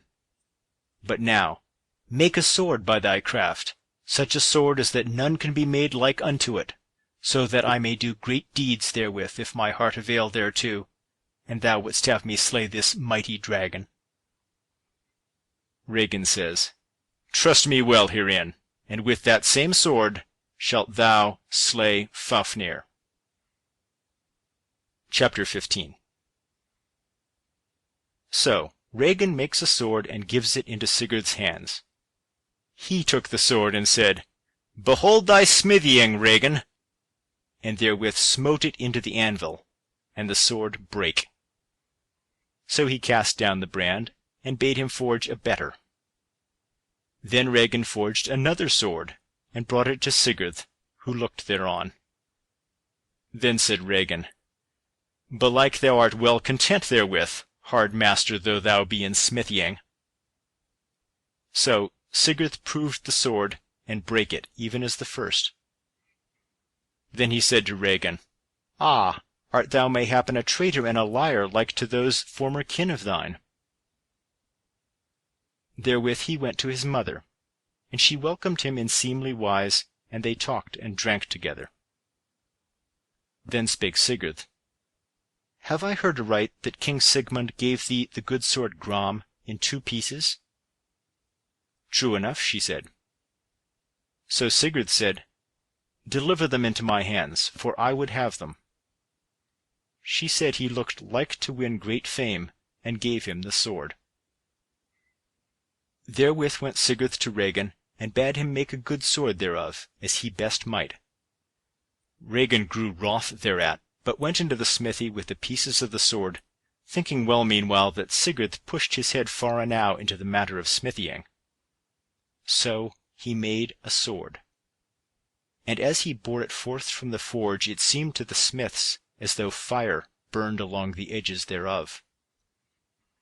Now he bade Sigurd take the sword, and said he knew not how to make a sword if this one failed. Then Sigurd smote it into the anvil, and cleft it down to the stock thereof, and neither burst the sword nor brake it. Then he praised the sword much, and thereafter went to the river with a lock of wool, and threw it up against the stream, and it fell asunder when it met the sword. Then was Sigurd glad, and went home. But Regin said, Now, whereas I have made the sword for thee, belike thou wilt hold to thy troth given, and wilt go meet Fafnir. Surely will I hold thereto, said Sigurd, yet first must I avenge my father. Now Sigurd, the older he grew, the more he grew in the love of all men, so that every child loved him well. End of Section 4. Section 5, Chapter 16. There was a man hight Gripir, who was Sigurd's mother's brother. And a little after the forging of the sword, Sigurd went to Gripir, because he was a man who knew things to come, and what was fated to men. Of him Sigurd asked diligently how his life should go, but Gripir was long or he spake. Yet at the last, by reason of Sigurd's exceeding great prayers, he told him all his life, and the fate thereof, even as afterwards came to pass. So when Gripir had told him all even as he would, he went back home. And a little after, he and Regin met. Then said Regin, "Go thou and slay Fafnir, even as thou hast given thy word." Sigurd said, "That work shall be wrought, but another is first to be done, the avenging of Sigmund the king, and the other of my kinsmen who fell in that their last fight." Chapter 17. Now Sigurd went to the kings and spake thus: "Here have I abode a space with you, and I owe you thanks and reward for great love and many gifts and all due honor. But now will I away from the land, and go meet the sons of Hunding, and do them to wit that the Volsungs are not all dead. And your might would I have, to strengthen me therein." So the kings said that they would give him all things soever that he desired. And therewith was a great army got ready, and all things wrought in the most heedful wise, ships and all war gear, so that his journey might be of the stateliest. But Sigurd himself steered the dragon keel, which was the greatest and noblest. Richly wrought were their sails, and glorious to look on. So they sail, and have wind at will. But when a few days were overpast, there arose a great storm on the sea, and the waves were to behold even as the foam of men's blood. But Sigurd bade take in no sail, howsoever they might be riven, but rather to lay on higher than heretofore. But as they sailed past the rocks of Ness, a certain man hailed the ships, and asked who was captain over that navy. Then was it told him that the chief and lord was Sigurd the son of Sigmund, the most famed of all the young men who now are. Then said the man, "Naught but one thing certes do all say of him, that none among the sons of kings may be likened unto him. Now fain were I that ye would shorten sail on some of the ships, and take me aboard." Then they asked him of his name, and he sang, "Hnikar I hight when I gladdened Hugin, and went to battle, bright son of Volsung. Now may ye call the carle on the cliff top Feng or Fjolnir. Fain would I with you." They made for land therewith, and took that man aboard. Then quoth Sigurd, as the song says, "Tell me this, O Hnikar, since full well thou knowest, fate of gods, good and ill of mankind, what best our hap foreshoweth, when amid the battle about us sweeps the sword edge?" Quoth Hnikar, "Good are many tokens, if thereof men wotted, when the swords are sweeping. Fair fellow deem I the dark-winged raven in war to weapon wielder. The second good thing, when abroad thou goest for the long road well arrayed, good if thou seest two men standing, fain of fame, within the forecourt. A third thing, good hearing the wolf a-howling abroad under ash boughs. Good hap shalt thou have dealing with helm staves, if thou seest these fair before thee. No man in fight his face shall turn against the moon's sister, low, late shining. For he winneth battle who best beholdeth through the midmost sword play, and the sloping ranks best shapeth. Great is the trouble of foot ill-tripping, when arrayed for fight thou farest, for on both sides about are the Disir by thee, guileful, wishful of thy wounding. Fair-combed, well-washen, let each warrior be, nor lack meat in the morning. For who can rule the eve's returning, and base to fall before fate grovelling?" Then the storm abated, and on they fared till they came a land in the realm of Hunding's sons, and then Fjolnir vanished away. Then they let loose fire and sword, and slew men, and burnt their abodes, and did waste all before them. A great company of folk fled before the face of them to Lyngvi the king, and tell him that men of war are in the land, and are faring with such rage and fury that the like has never been heard of, and that the sons of King Hunding had no great forecast in that they said they would never fear the Volsungs more, for here was come Sigurd, the son of Sigmund, as captain over this army. So King Lyngvi let send the war message all throughout his realm, and has no will to flee, but summons to him all such as would give him aid. So he came against Sigurd with a great army, he and his brothers with him, and an exceeding fierce fight befell. Many a spear and many an arrow might men see there raised aloft, axes hard driven, shields cleft and byrnies torn, helmets were shivered, skulls split atwain, and many a man felled to the cold earth. And now, when the fight has long dured in such wise, Sigurd goes forth before the banners, and has the good sword Gram in his hand, and smites down both men and horses, and goes through the thickest of the throng with both arms red with blood to the shoulder. And folk shrank aback before him wheresoever he went, nor would either helm or byrnie hold before him, and no man deemed he had ever seen his like. So a long while the battle lasted, and many a man was slain, and furious was the onset, till at last it befell, even as seldom comes to hand when a land army falls on, that, do whatso they might, naught was brought about. But so many men fell of the sons of Hunding that the tale of them may not be told. And now, whenas Sigurd was among the foremost, came the sons of Hunding against him, and Sigurd smote therewith at Lyngvi the king, and clave him down, both helm and head and mail-clad body. And thereafter he smote Hjörvarth his brother, atwain, and then slew all the other sons of Hunding who were yet alive, and the more part of their folk withal. Now home goes Sigurd with fair victory won, and plenteous wealth and great honour, which he had gotten to him in this journey, and feasts were made for him, against he came back to the realm.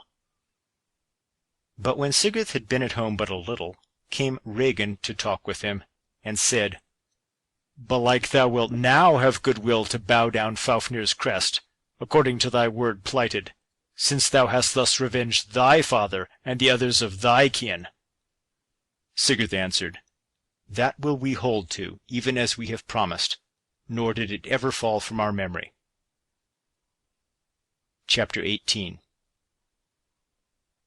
Now Sigurd and Regin ride up the heath along that same way wherein Fafnir was wont to creep when he fared to the water.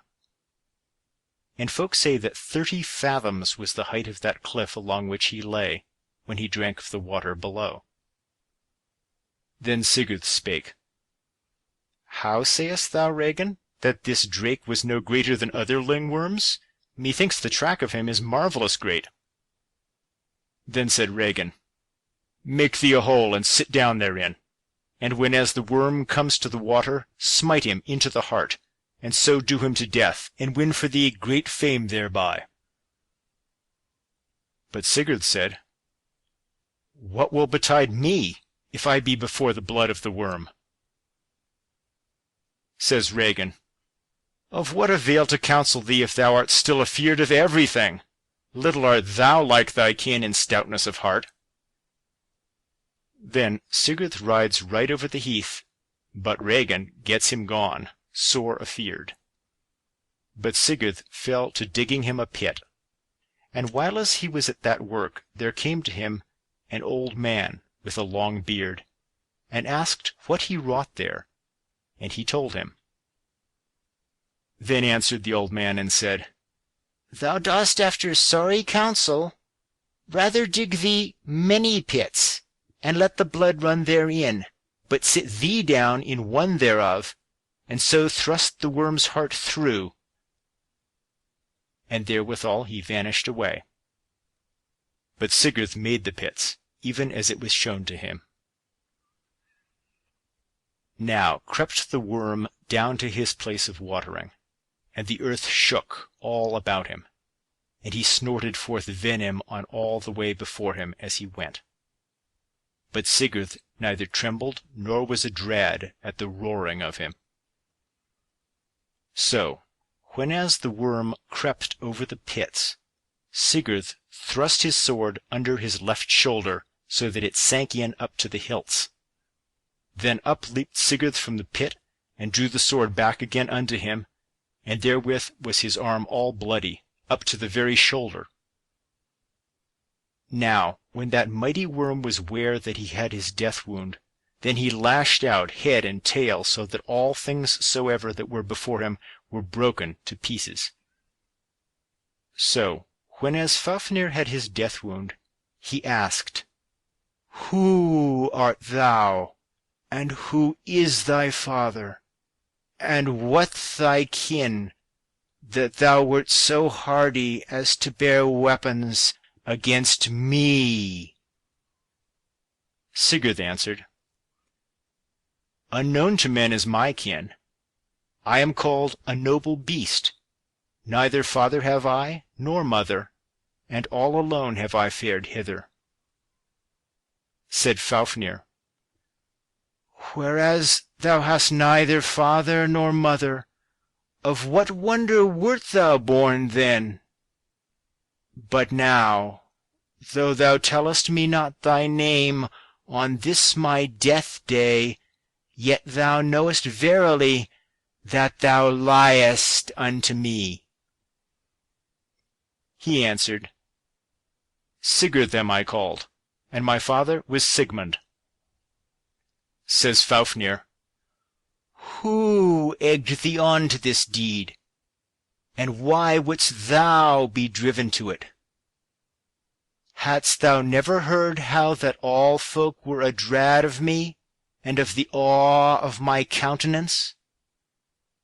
But an eager father thou hadst, O bright-eyed swain. Sigurd answered, A hearty heart urged me on hereto, and a strong hand, and this sharp sword, which well thou knowest now stood me in stead in the doing of the deed. Seldom hath hardy eld a faint-heart youth. Fafnir said, Well, I wot that hadst thou waxed amid thy kin, thou mightest have good skill to slay folk in thine anger. But more of a marvel is it that thou, a bondsman taken in war, shouldst have the heart to set on me. For few among bondsmen have heart for the fight. Said Sigurd, Wilt thou then cast it in my teeth that I am far away from my kin? Albeit I was a bondsman, yet was I never shackled.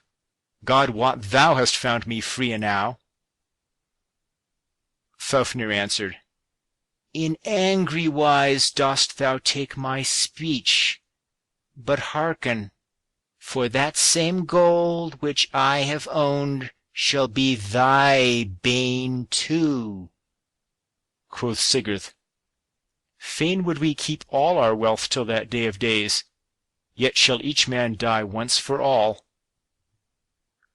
Said Fafnir, Few things wilt thou do after my counsel, but take heed that thou shalt be drowned if thou farest unwarily over the sea.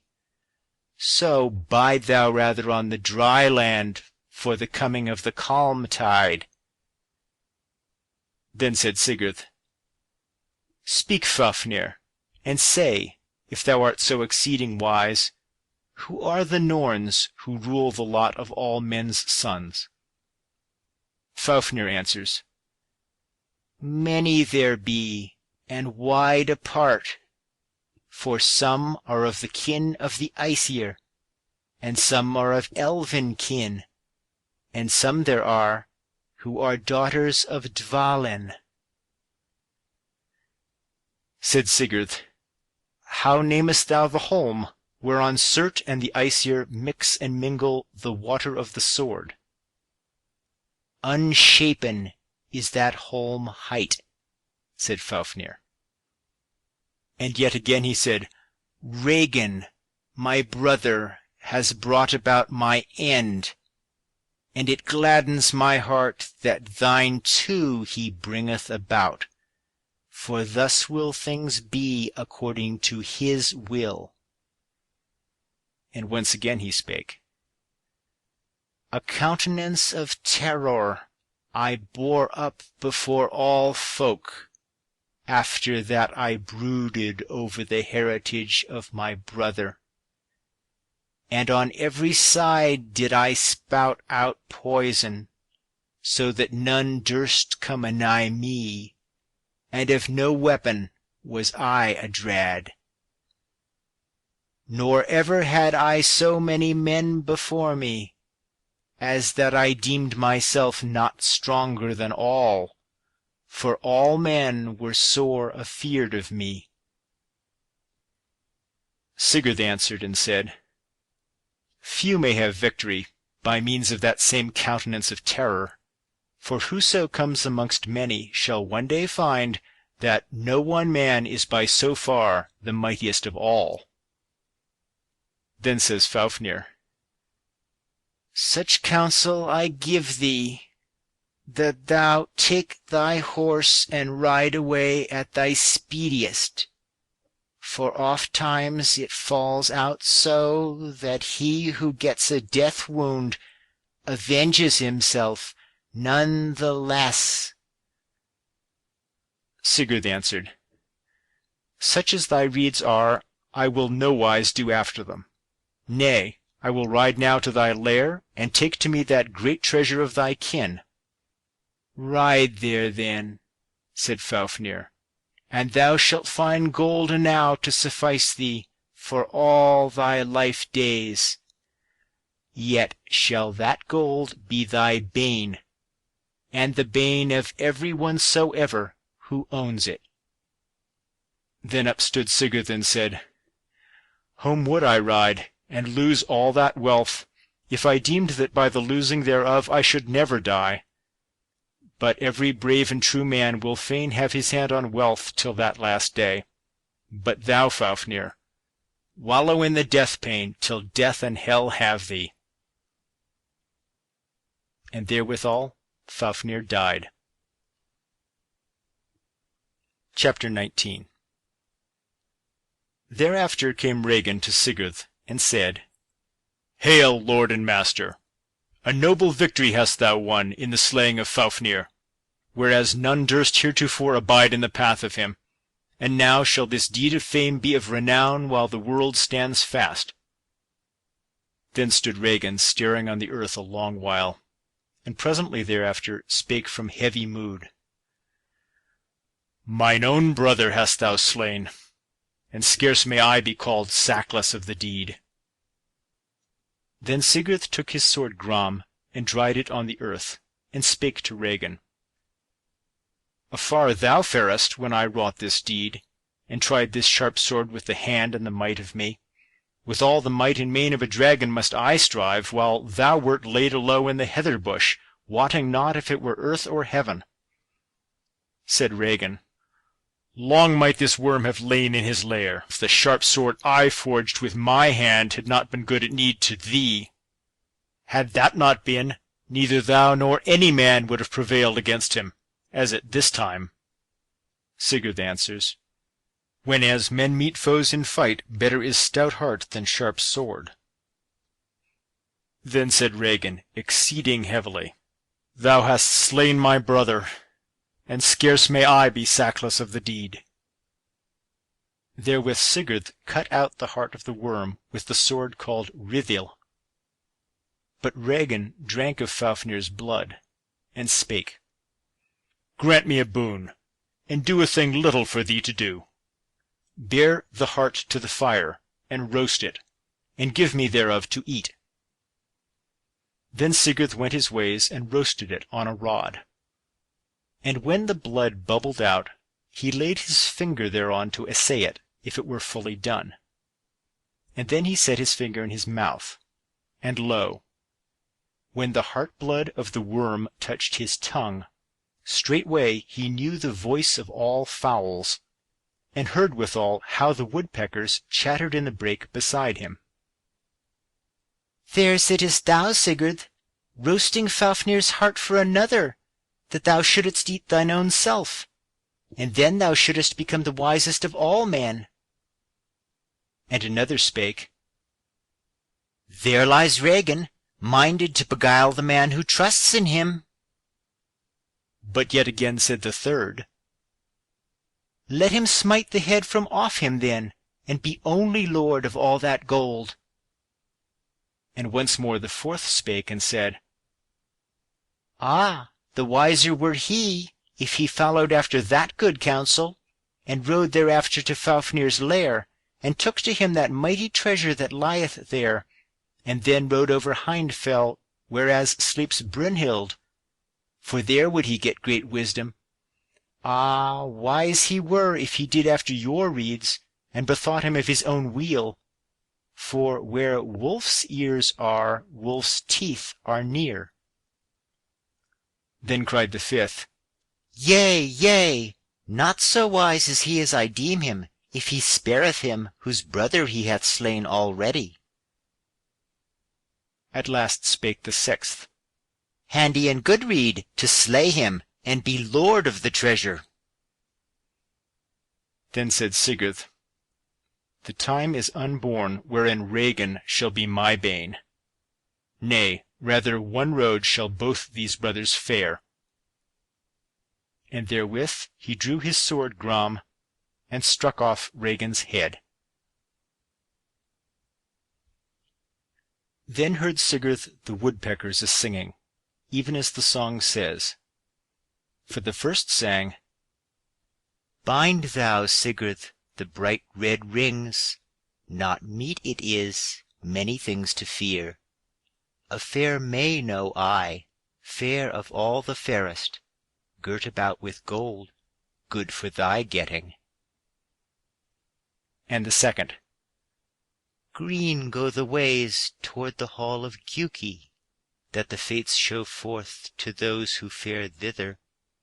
There the rich king reareth a daughter. Thou shalt deal, Sigurd, with gold for thy sweetling. And the third, A high hall is there, reared upon Hindfell. Without all around it sweeps the red flame aloft. Wise men wrought that wonder of halls with the unhidden gleam of the glory of gold. Then the fourth sang, Soft on the fell a shield may sleepeth, the lime tree's red plague playing about her. The sleep thorn set Odin into that maiden, for her choosing in war the one he willed not. Go, son, behold that May under helm, whom from battle Vinskornir bore. From her may not turn the torment of sleep, dear offspring of kings, in the dread Norn's despite. Then Sigurd ate some deal of Fafnir's heart, and the remnant he kept. Then he leapt on his horse, and rode along the trail of the worm Fafnir, and so right unto his abiding place. And he found it open, and beheld all the doors and the gear of them, that they were wrought of iron, yea, and all the beams of the house, and it was dug down deep into the earth. There found Sigurd gold exceeding plenteous, and the sword Hrotti, and thence he took the helm of Awe, and the gold byrnie, and many things fair and good. So much gold he found there, that he thought verily that scarce might 2 horses, or 3 belike, bear it thence. So he took all the gold, and laid it in 2 great chests, and set them on the horse Grani, and took the reins of him. But nowise will he stir, neither will he abide smiting. Then Sigurd knows the mind of the horse, and leaps on the back of him, and smites and spurs into him, and off the horse goes, even as if he were unladen. End of section 5.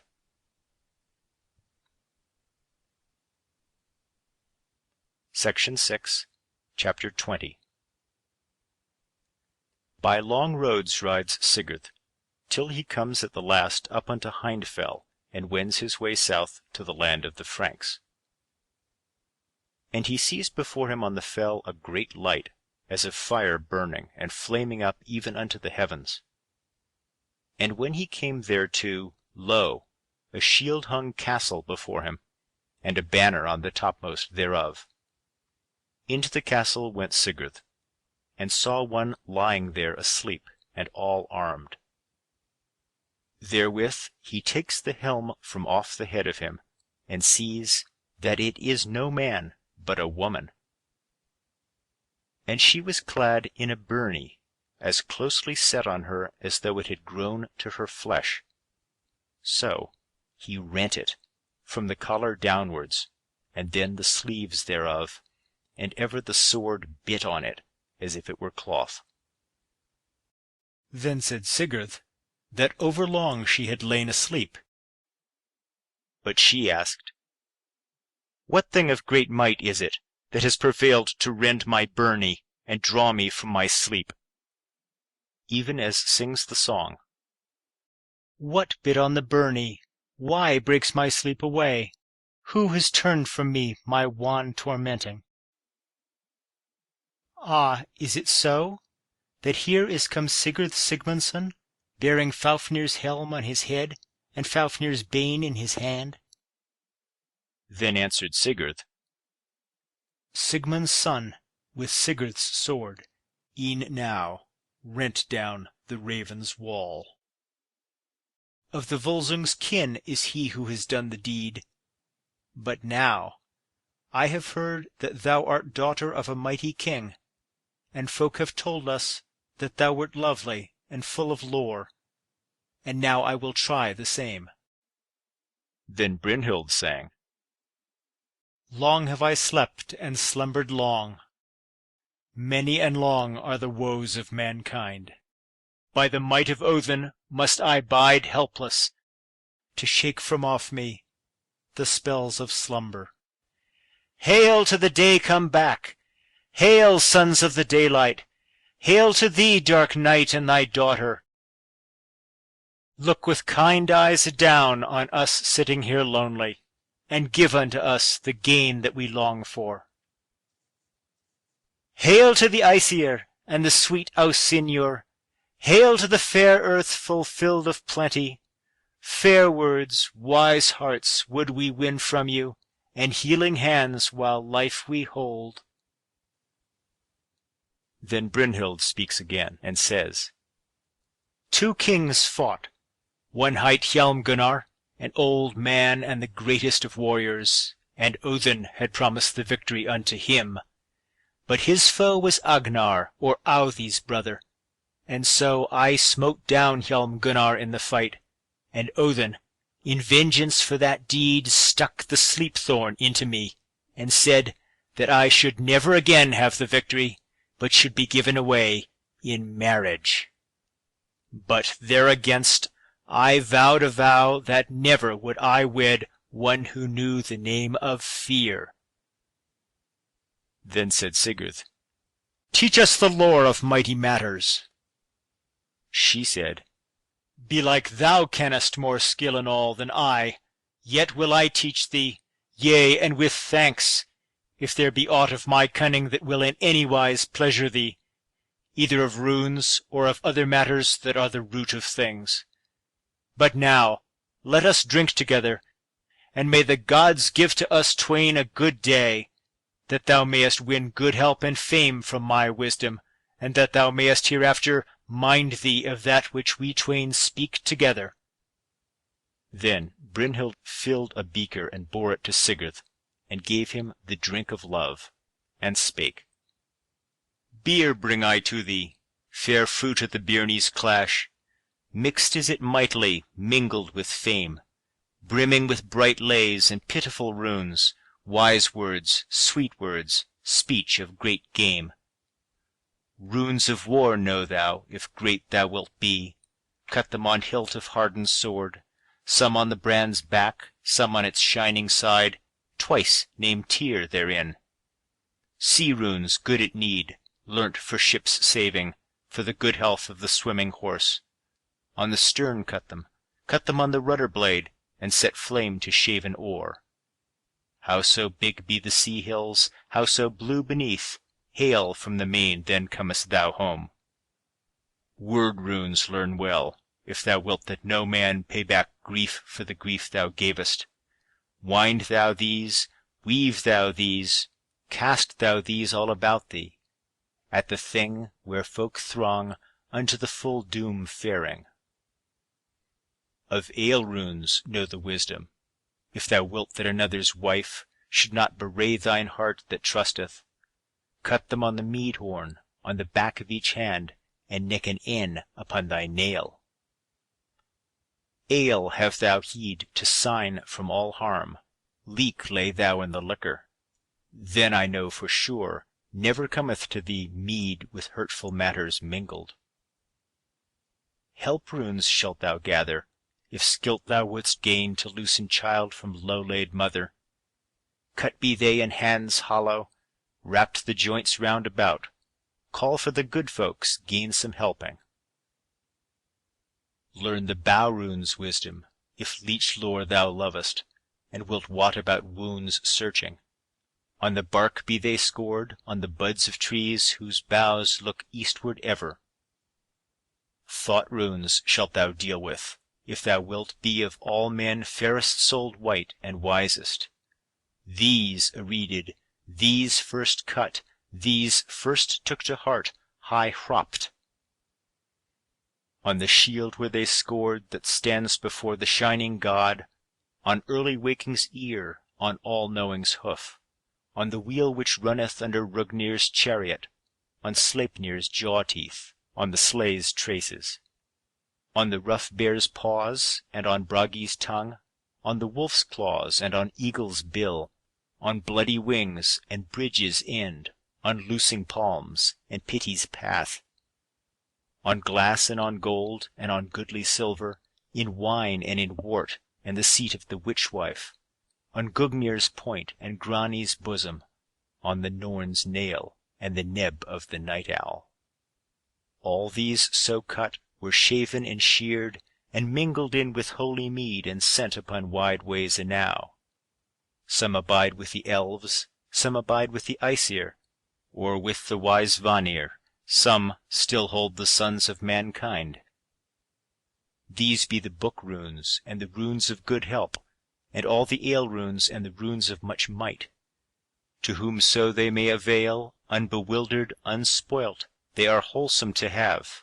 Thrive thou with these then, when thou hast learnt their lore, till the gods end thy life-days. Now shalt thou choose thee, e'en as choice is bidden sharp steel's root and stem. Choose song or silence, see to each in thy heart. All hurt has been heeded. Then answered Sigurd, Ne'er shall I flee, though thou wottest me fey. Never was I born for blenching. Thy loved rede will I hold aright in my heart, even as long as I may live. Chapter 21. Sigurd spake now. Sure no wiser woman than thou art one may be found in the wide world. Yea, yea, teach me more yet of thy wisdom. She answers, Seemly is it that I do according to thy will, and show thee forth more reeds of great avail for thy prayer's sake and thy wisdom. And she spake withal, Be kindly to friend and kin, and reward not their trespasses against thee. Bear and forbear, and win for thee thereby long-enduring praise of men. Take good heed of evil things. A may's love and a man's wife, full oft thereof doth ill befall. Let not thy mind be overmuch crossed by unwise men at thronged meetings of folk, for oft these speak worse than they wot of, lest thou be called a dastard, and art minded to think that thou art even as is said. Slay such a one on another day, and so reward his ugly talk. If thou farest by the way whereas bide evil things, be well ware of thyself. Take not harbour near the highway, though thou be benighted, for oft abide there ill wights for men's bewilderment. Let not fair women beguile thee, such as thou mayest meet at the feast, so that the thought thereof stand thee instead of sleep and a quiet mind, yea, draw them not to thee with kisses, or other sweet things of love. If thou hearest the fool's word of a drunken man, strive not with him being drunk with drink and witless.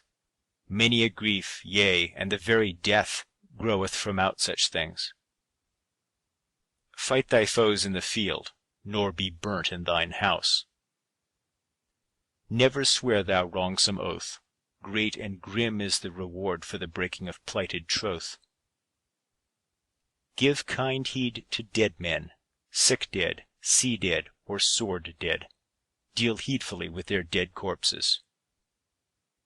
Trow never in him for whom thou hast slain father, brother, or whatso near kin, yea, though young he be, for oft waxes wolf in youngling. Look thou with good heed to the wiles of thy friends. But little skill is given to me that I should foresee the ways of thy life, yet good it were that hate fell not on thee from those of thy wife's house. Sigurd spake. None among the sons of men can be found wiser than thou, and thereby swear I, that thee will I have as my own, for near to my heart thou liest. She answers, Thee would I fainest choose, though I had all men's sons to choose from. And thereto they plighted troth, both of them. Chapter 22. Now Sigurd rides away. Many-folded is his shield, and blazing with red gold, and the image of a dragon is drawn thereon, and this same was dark brown above, and bright red below. And with even such like image was adorned helm, and saddle, and coat armour. And he was clad in the golden byrnie, and all his weapons were gold wrought. Now for this cause was the drake drawn on all his weapons, that when he was seen of men, all folk might know who went there, yea, all those who had heard of his slayings of that great dragon that the Vaerings call Fafnir. And for that cause are his weapons gold wrought and brown of hue, and that he was by far above other men in courtesy and goodly manners, and well nigh in all things else. And whenas folk tell of all the mightiest champions and the noblest chiefs, then ever is he named the foremost, and his name goes wide about on all tongues north of the sea of the Greek lands, and even so shall it be while the world endures. Now the hair of this Sigurd was golden red of hue, fair of fashion, and falling down in great locks. Thick and short was his beard, and of no other colour. High-nosed he was, broad and high-boned of face. So keen were his eyes that few durst gaze up under the brows of him. His shoulders were as broad to look on as the shoulders of two. Most duly was his body fashioned betwixt height and breadth, and in such wise as was seemliest. And this is the sign told of his height, that when he was girt with his sword Gram, which same was 7 spans long, as he went through the full-grown rye fields, the dew-shoe of the said sword smote the ears of the standing corn. And for all that, greater was his strength than his growth.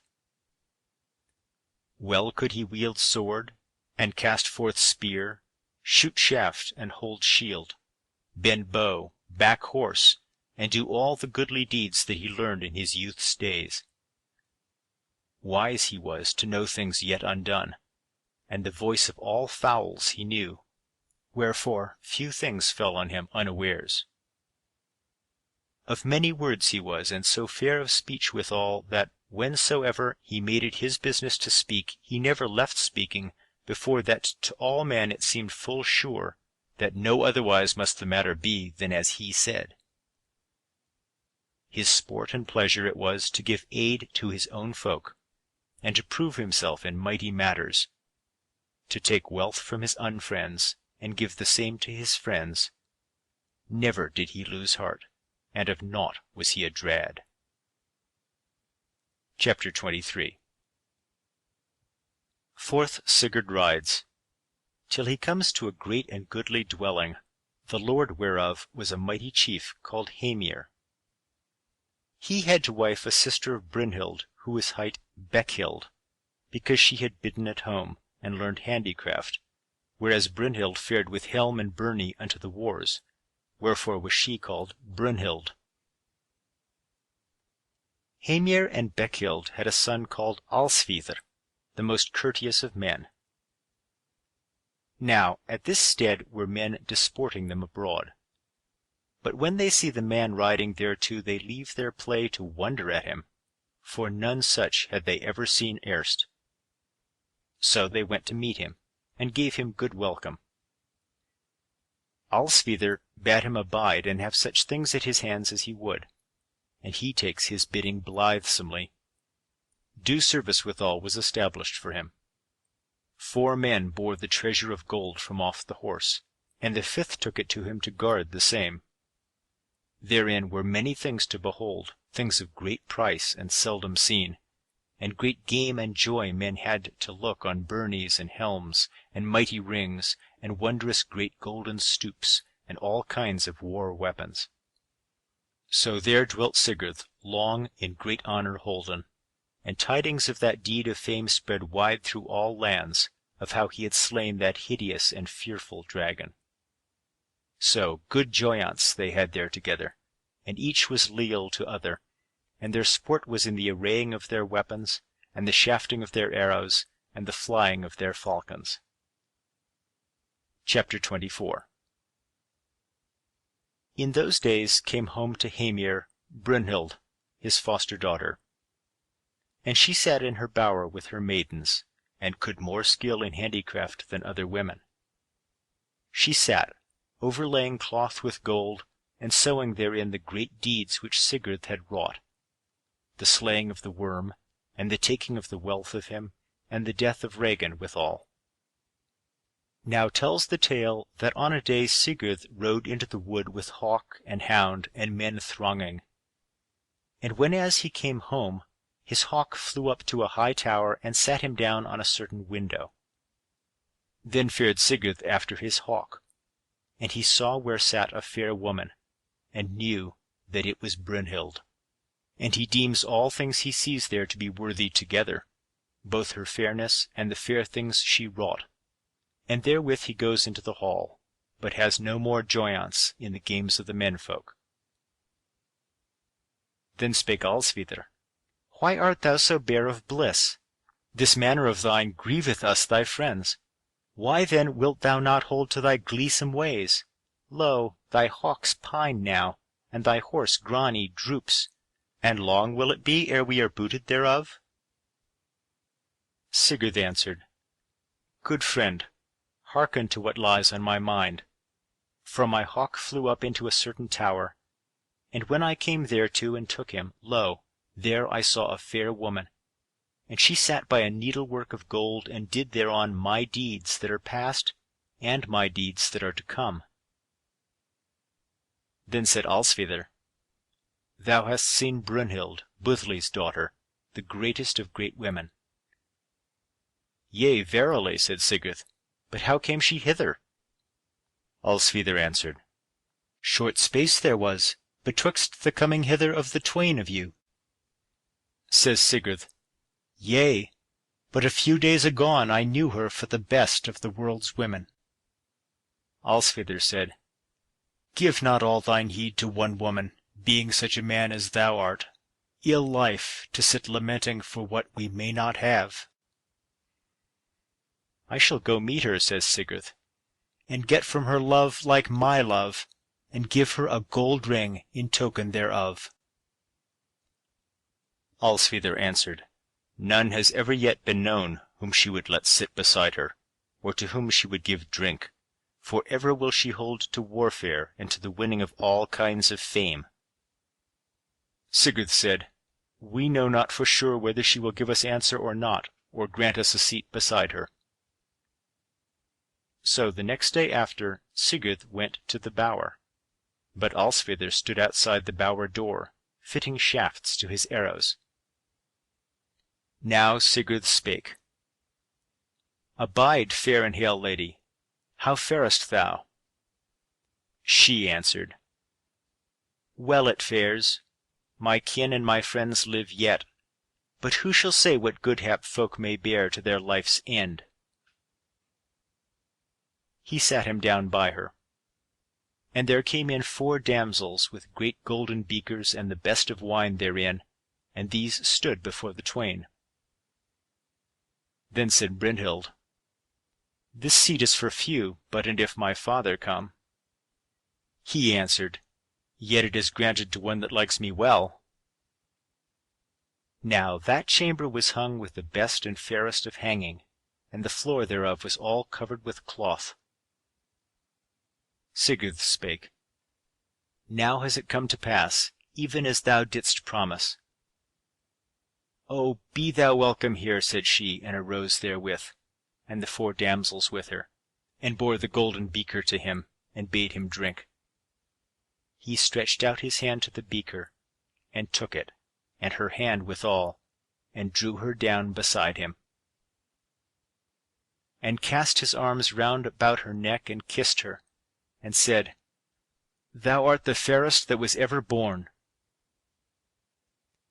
But Brynhild said, "Ah, wiser is it not to cast faith and troth into a woman's power, for ever shall they break that they have promised."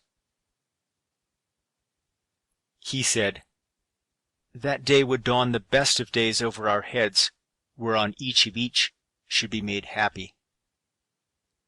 Brynhild answered, "It is not fated that we should abide together.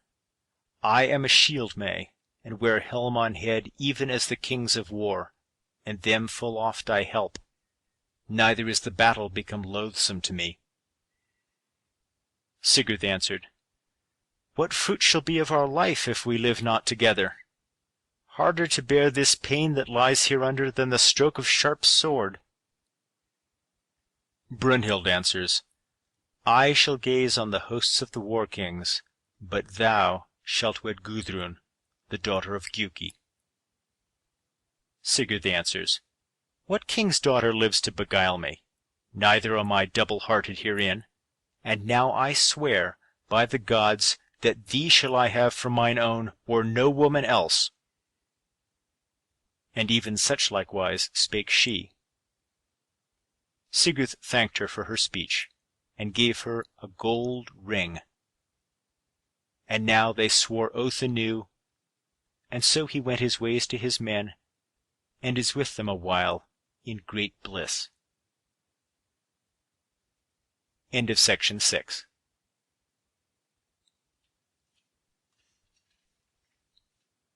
Section 7, Chapter 25. There was a king hight Giuki, who ruled a realm south of the Rhine. 3 sons he had, thus named, Gunnar, Hugni, and Guttorm, and Gudrun was the name of his daughter, the fairest of maidens. And all these children were far before all other kings' children, in all prowess, and in goodliness and growth withal. Ever were his sons at the wars, and wrought many a deed of fame. But Giuki had wedded Grimhild, the wise wife. Now, Buthli was the name of a king mightier than Giuki, mighty though they both were. And Atli was the brother of Brynhild. Atli was a fierce man, and a grim, great and black to look on, yet noble of mien withal, and the greatest of warriors. Grimhild was a fierce-hearted woman. Now the days of the Giukings bloomed fair, and chiefly because of those children, so far before the sons of men. On a day, Gudrun says to her maize that she may have no joy of heart. Then a certain woman asked her wherefore her joy was departed. She answered, "Grief came to me in my dreams. Therefore is there sorrow in my heart, since thou must needs ask thereof." "Tell it me then, thy dream," said the woman, For dreams oft forecast but the weather. Gudrun answers, Nay, nay, no weather is this. I dreamed that I had a fair hawk on my wrist, feathered with feathers of gold. Says the woman, Many have heard tell of thy beauty, thy wisdom, and thy courtesy. Some king's son abides thee then. Gudrun answers, I dreamed that naught was so dear to me as this hawk, and all my wealth had I cast aside, rather than him. The woman said, Well then, the man thou shalt have will be of the goodliest, and well shalt thou love him. Gudrun answered, It grieves me that I know not who he shall be. Let us go seek Brynhild, for she belike will wot thereof.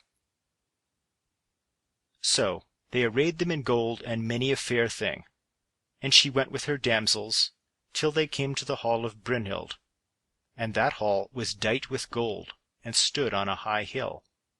And whenas their goings were seen, it was told Brynhild that a company of women drove toward the burg in gilded wagons.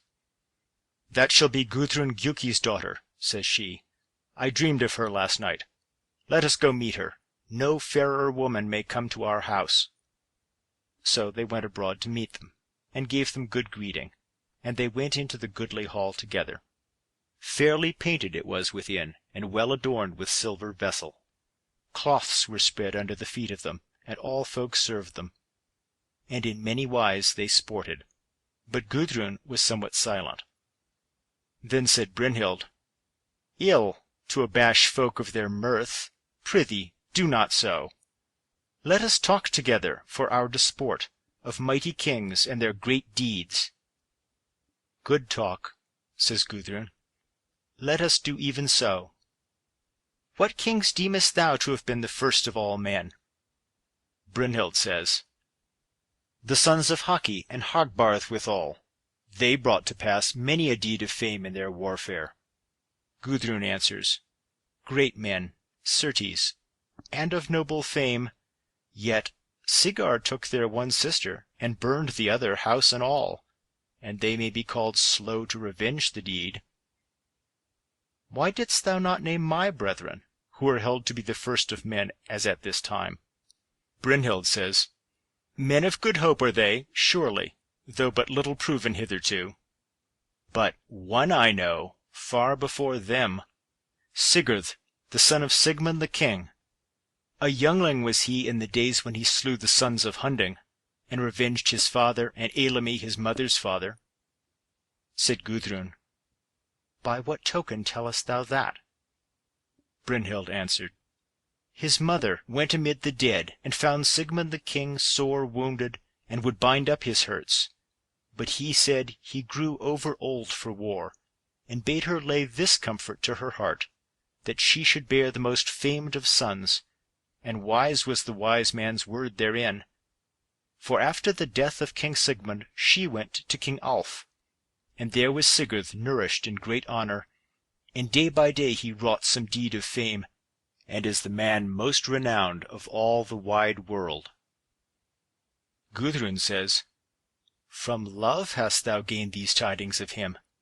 But for this cause came I here, to tell thee dreams of mine which have brought me great grief.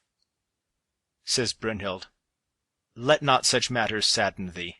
Abide with thy friends, who wish thee blithesome, all of them.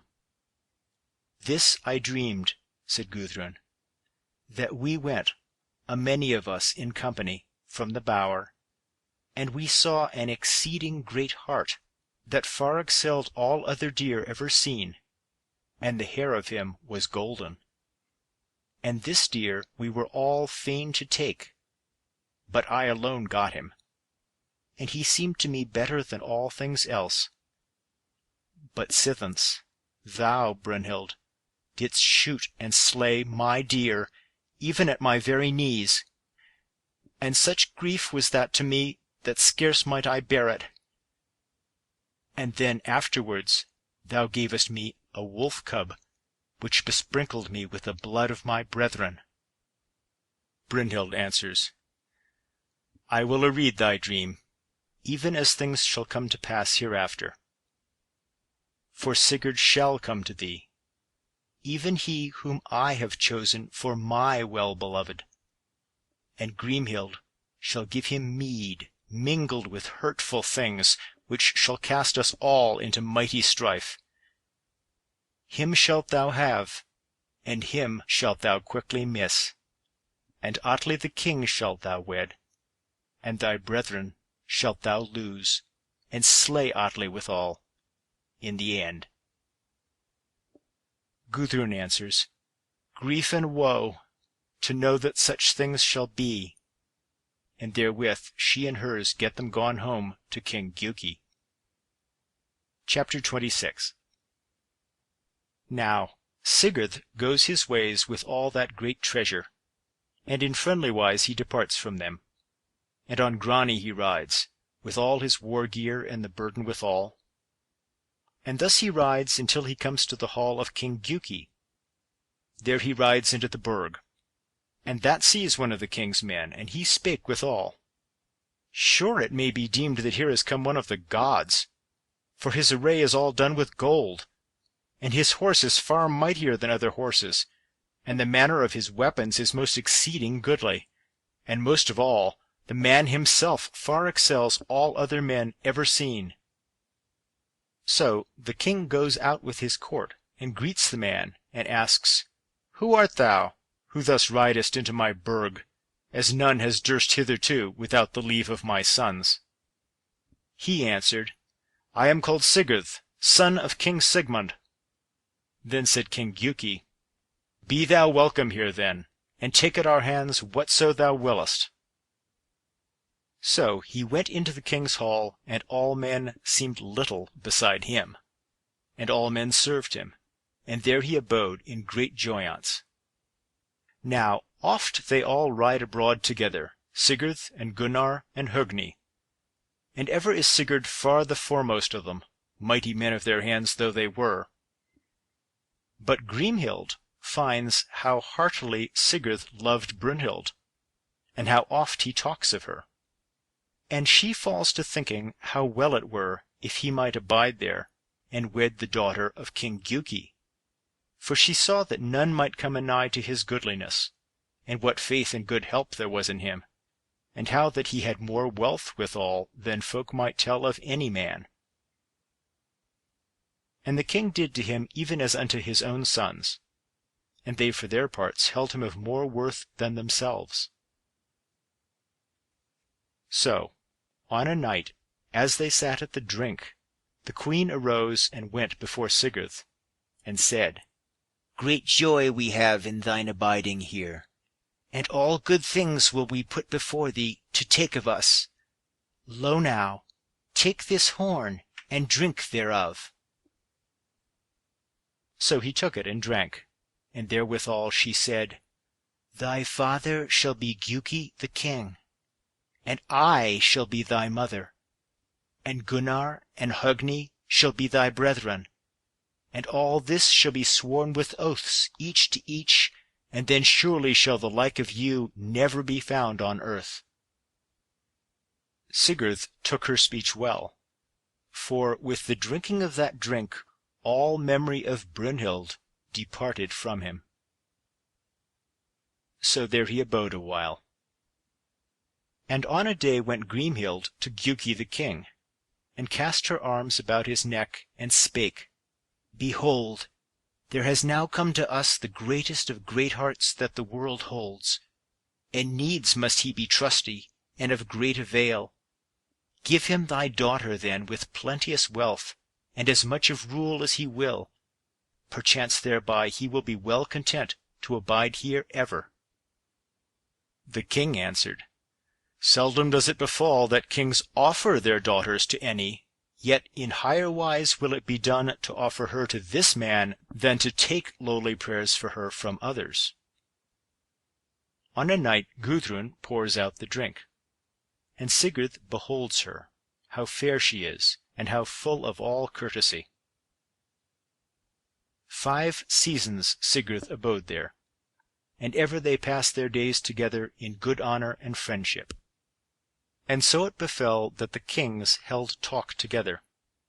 And Giuki said, Great good thou givest us, Sigurd, and with exceeding strength thou strengthenest our realm. Then Gunnar said, All things that may be we will do for thee, so thou abidest here long. Both dominion shalt thou have, and our sister, freely and unprayed for, whom another man would not get for all his prayers. Sigurd says, Thanks have ye for this wherewith ye honour me, and gladly will I take the same. Therewith they swore brotherhood together, and to be even as if they were children of one father and one mother.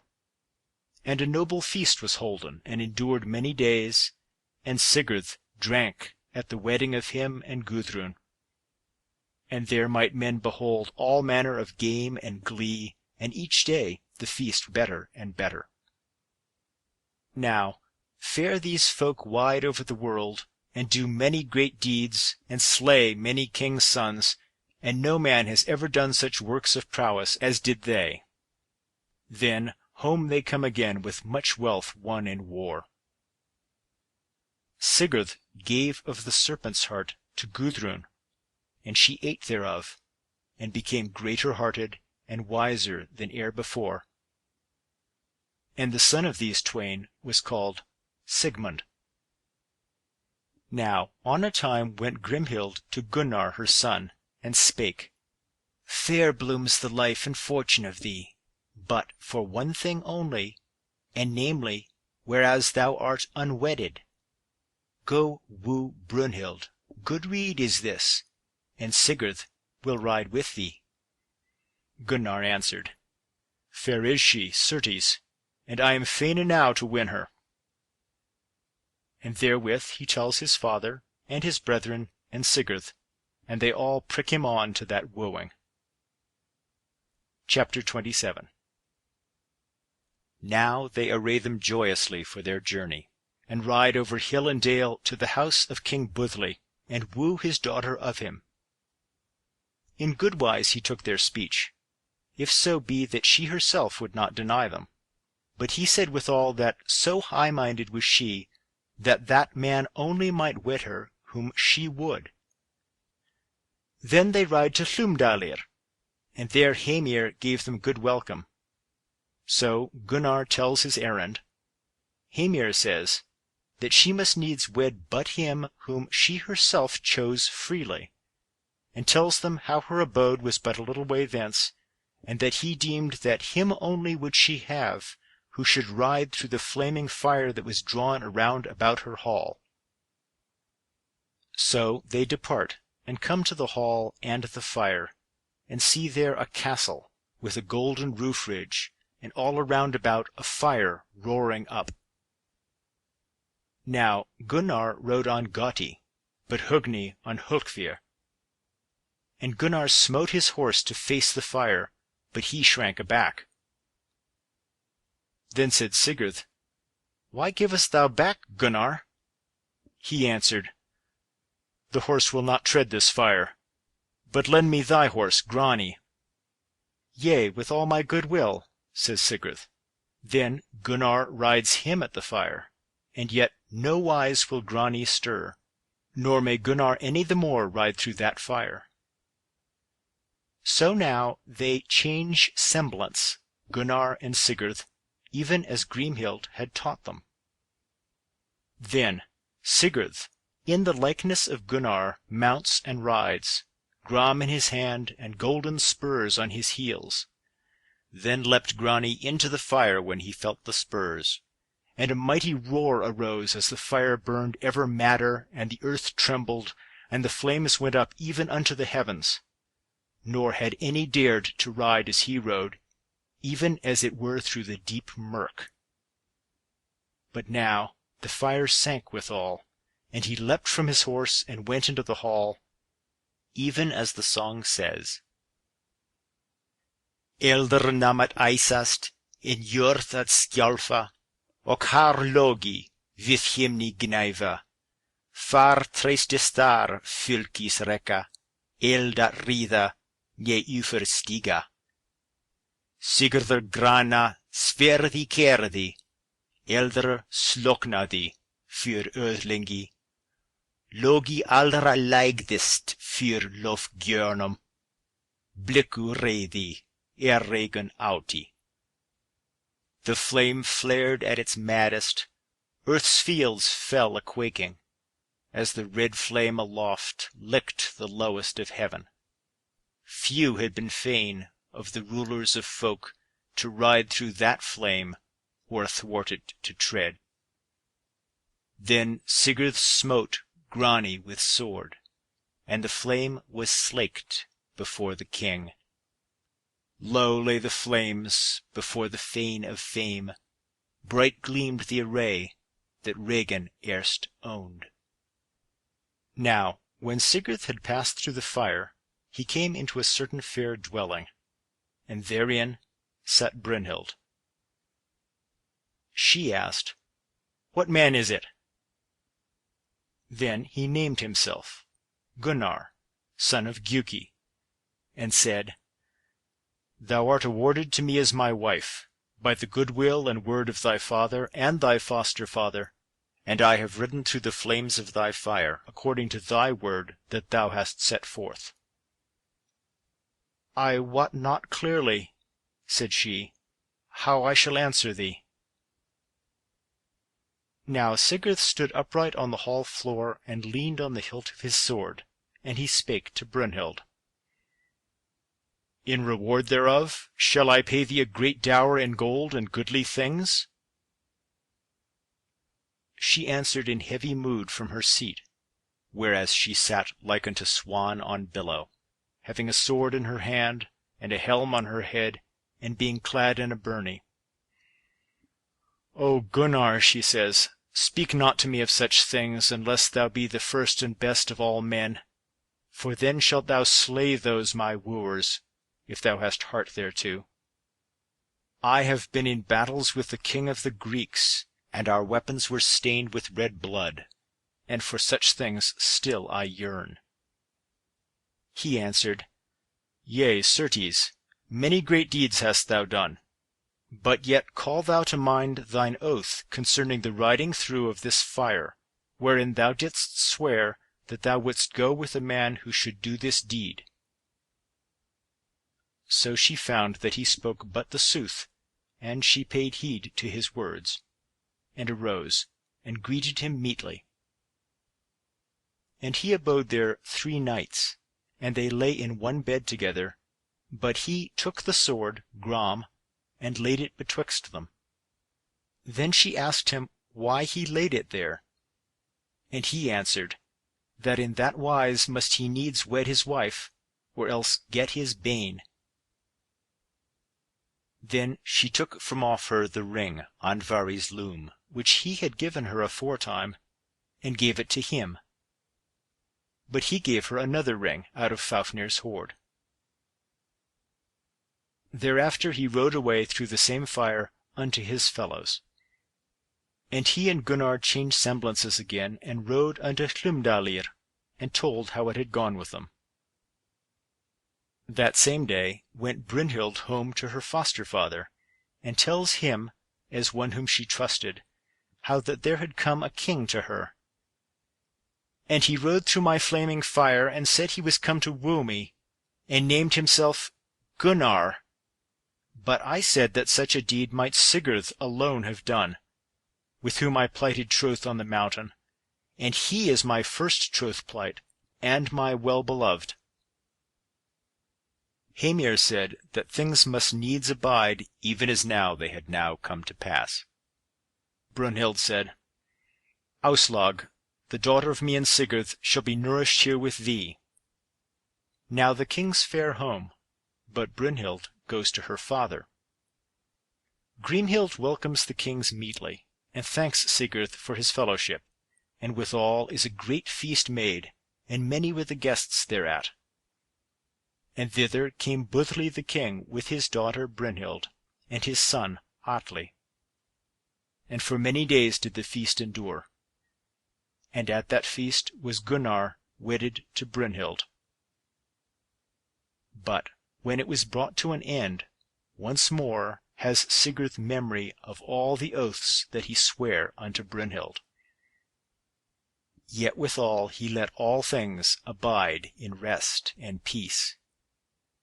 Brunhild and Gunnar sat together in great game and glee, and drank goodly wine. End of section 7.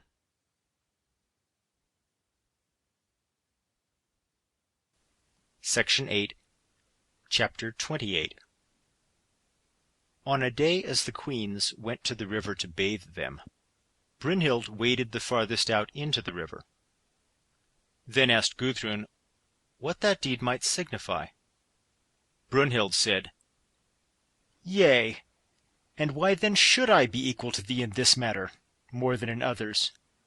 I am minded to think that my father is mightier than thine, and my true love has wrought many wondrous works of fame, and hath ridden the flaming fire withal, while thy husband was but the thrall of King Hjalprak.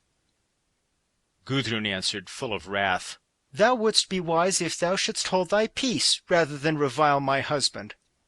Lo now, the talk of all men it is that none has ever abode in this world like unto him in all matters soever, and little it beseems thee of all folk to mock him who is thy first beloved.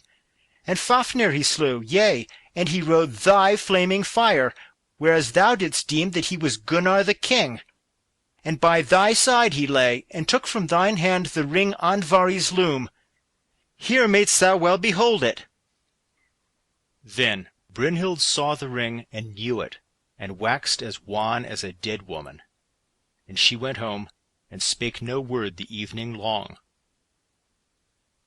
So when Sigurd came to bed to Gudrun, she asked him why Gudrun's joy was so departed. He answered, I know not, but sore I misdoubt me that soon we shall know thereof over well. Gudrun said, Why may she not love her life, having wealth and bliss, and the praise of all men, and the man with all that she would have? Ah, yea, said Sigurd, and where in all the world was she then, when she said that she deemed she had the noblest of all men, and the dearest to her heart of all? Gudrun answers, To morn will I ask her concerning this. Who is the liefest to her of all men for a husband? Sigurd said, Needs must I forbid thee this, and full surely wilt thou rue the deed, if thou doest it. Now the next morning they sat in the bower, and Brunhild was silent. Then spake Gudrun, Be merry, Brunhild. Grievest thou because of that speech of ours together? Or what other thing slayeth thy bliss? Brunhild answers, With naught but evil intent thou sayest this, for a cruel heart thou hast. Say not so, said Gudrun, but rather tell me all the tale. Brunhild answers, Ask such things only as are good for thee to know, matters meet for mighty dames. Good to love good things, when all goes according to thy heart's desire. Gudrun says, Early days for me to glory in that.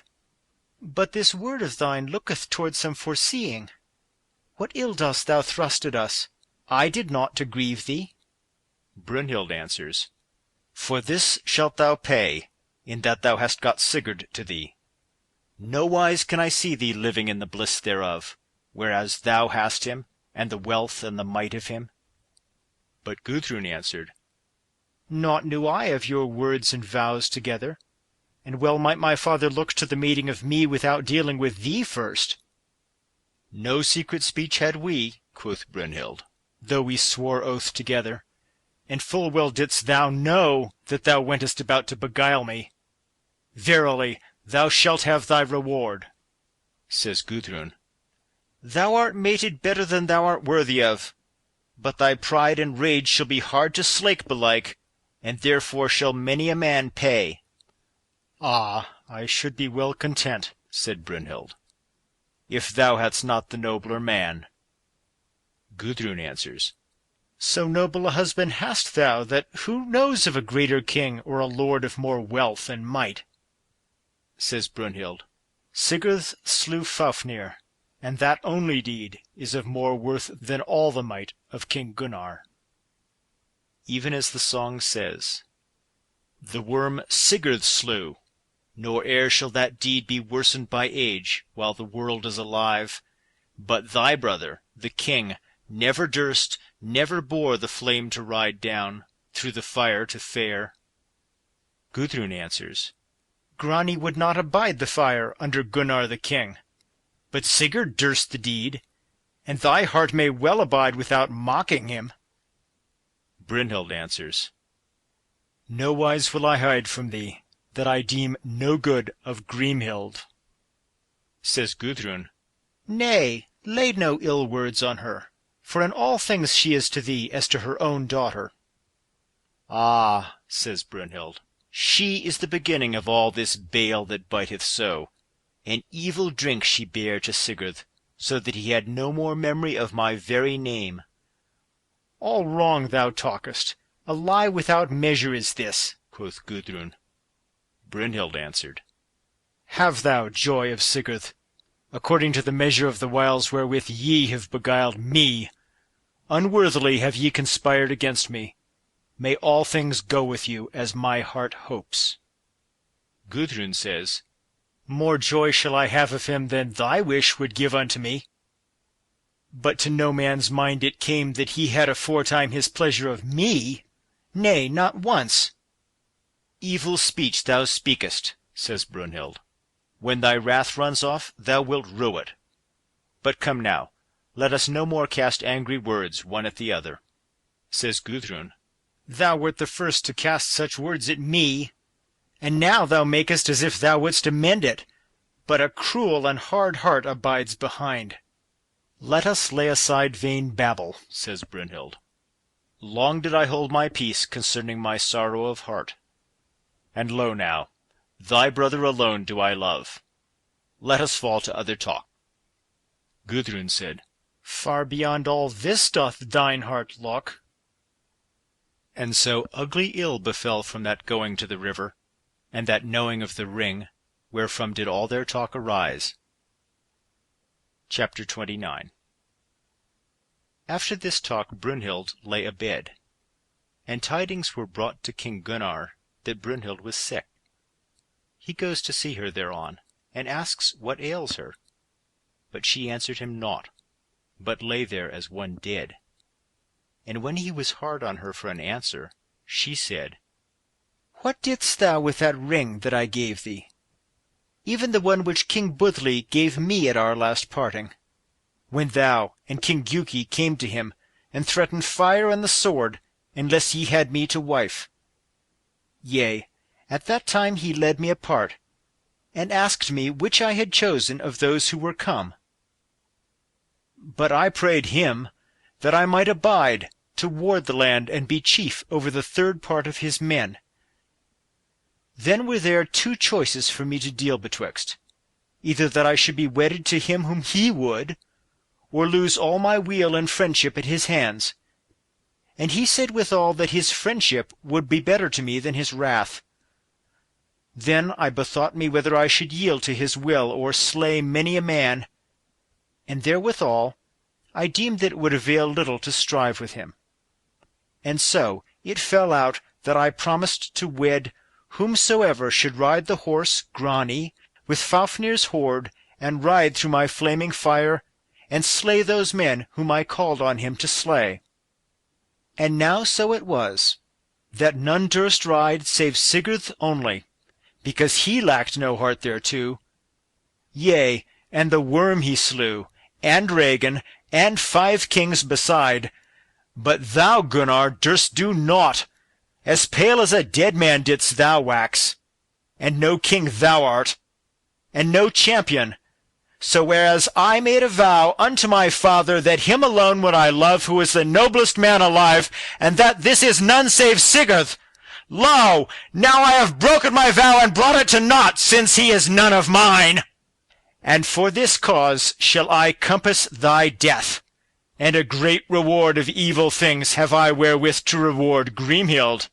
Never, I wot, has woman lived eviler or of lesser heart than she. Gunnar answered in such wise that few might hear him. Many a vile word hast thou spoken, and an evil-hearted woman art thou. whereas thou revilest a woman far better than thou. Never would she curse her life as thou dost.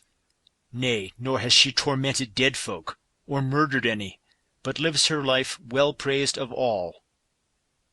Brynhild answered, Never have I dwelt with evil things privily, or done loathsome deeds, yet most fain I am to slay thee.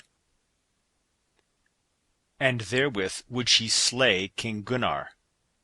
But Högni laid her in fetters. But then Gunnar spake withal, Nay, I will not that she abide in fetters.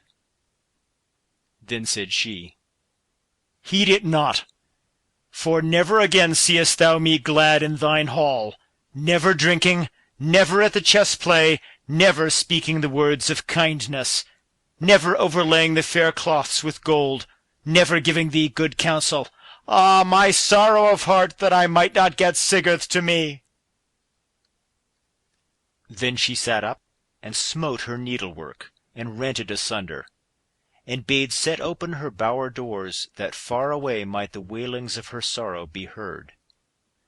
Then great mourning and lamentation there was, so that folk heard it far and wide through that abode. Now Gudrun asked her bower maidens why they sat so joyless and downcast. What has come to you, that ye fare ye as witless women? Or what unheard-of wonders have befallen you? Then answered a waiting lady, hight Svafrlöð, An untimely, an evil day it is, and our hall is fulfilled of lamentation. Then spake Gudrun to one of her handmaids, Arise, for we have slept long. Go, wake Brynhild, and let us fall to our needlework and be merry. Nay, nay, she says, nowise may I wake her, or talk with her. For many days she has drunk neither mead nor wine. Surely the wrath of the gods has fallen upon her. Then spake Gudrun to Gunnar. Go and see her, she says, and bid her know that I am grieved with her grief. Nay, says Gunnar, I am forbid to go see her, or to share her weal.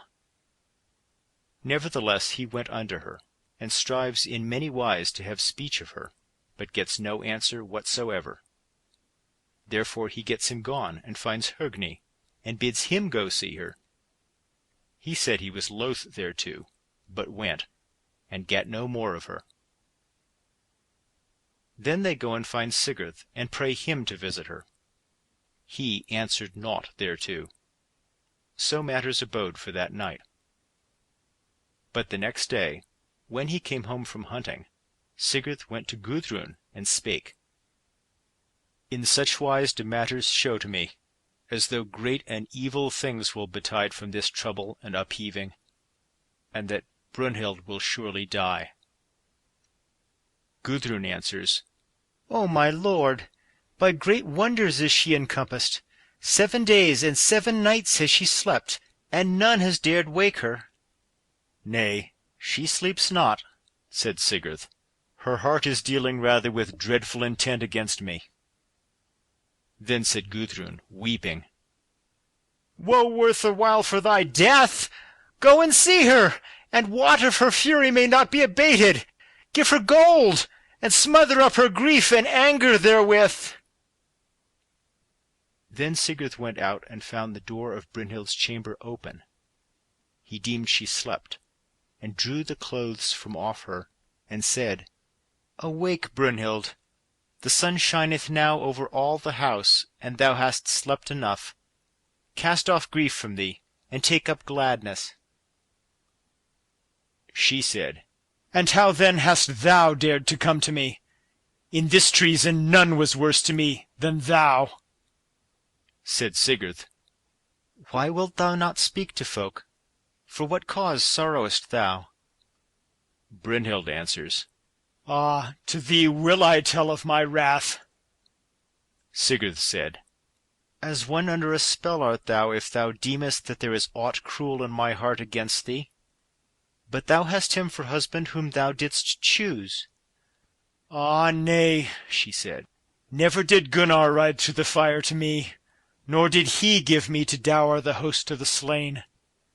I wondered at the man who came into my hall, for I deemed indeed that I knew thine eyes, but I might not see clearly, or divide the good from the evil, because of the veil that lay heavy on my fortune. Says Sigurd, No nobler men are there than the sons of Giuki. They slew the king of the Danes, and that great chief, the brother of King Budli. Brynhild answered, Surely, for many an ill deed must I reward them. Mind me not of my griefs against them. But thou, Sigurd, slewest the worm, and rodest the fire through, yea, and for my sake, and not one of the sons of King Giuki. Sigurd answers, I am not thy husband, and thou art not my wife, yet did a far-famed king pay dower to thee.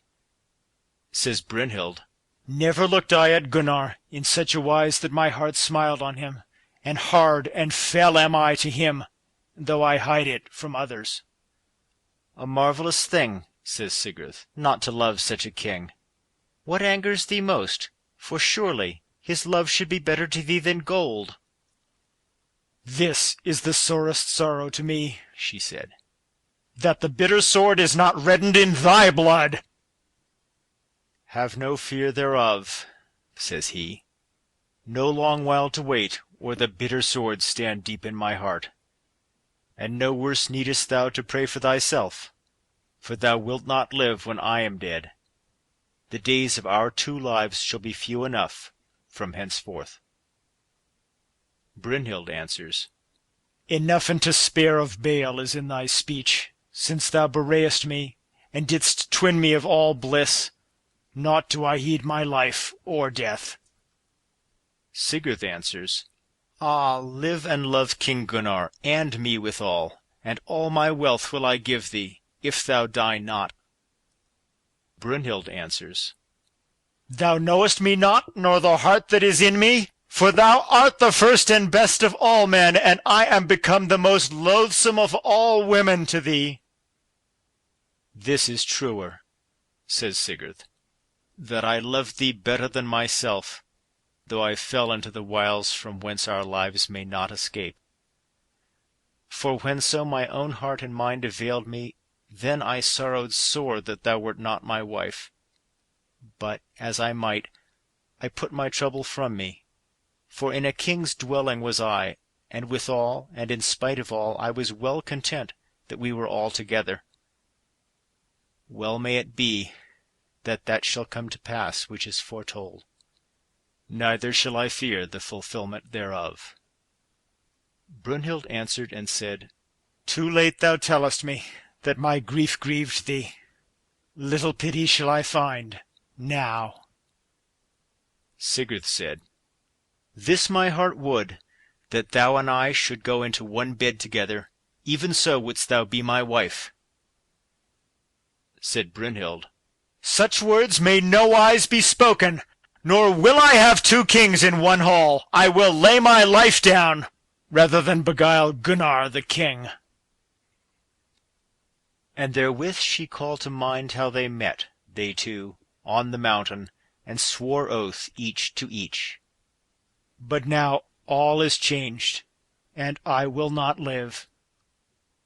I might not call to mind thy name, said Sigurd, or know thee again before the time of thy wedding. The greatest of all griefs is that. Then said Brynhild, I swore an oath to wed the man who should ride my flaming fire, and that oath will I hold to, or die. Rather than thou die, I will wed thee, and put away Gudrun, said Sigurd. But therewithal so swelled the heart betwixt the sides of him, that the rings of his byrnie burst asunder. I will not have thee, says Brynhild. Nay, nor any other. Then Sigurd got him gone. So saith the song of Sigurd. Out then went Sigurd, the great king's well-loved, from the speech and the sorrow, sore drooping, so grieving that the shirt round about him of iron rings woven from the sides brake asunder of the brave in the battle. So when Sigurd came into the hall, Gunnar asked, if he had come to a knowledge of what great grief lay heavy on her, or if she had power of speech.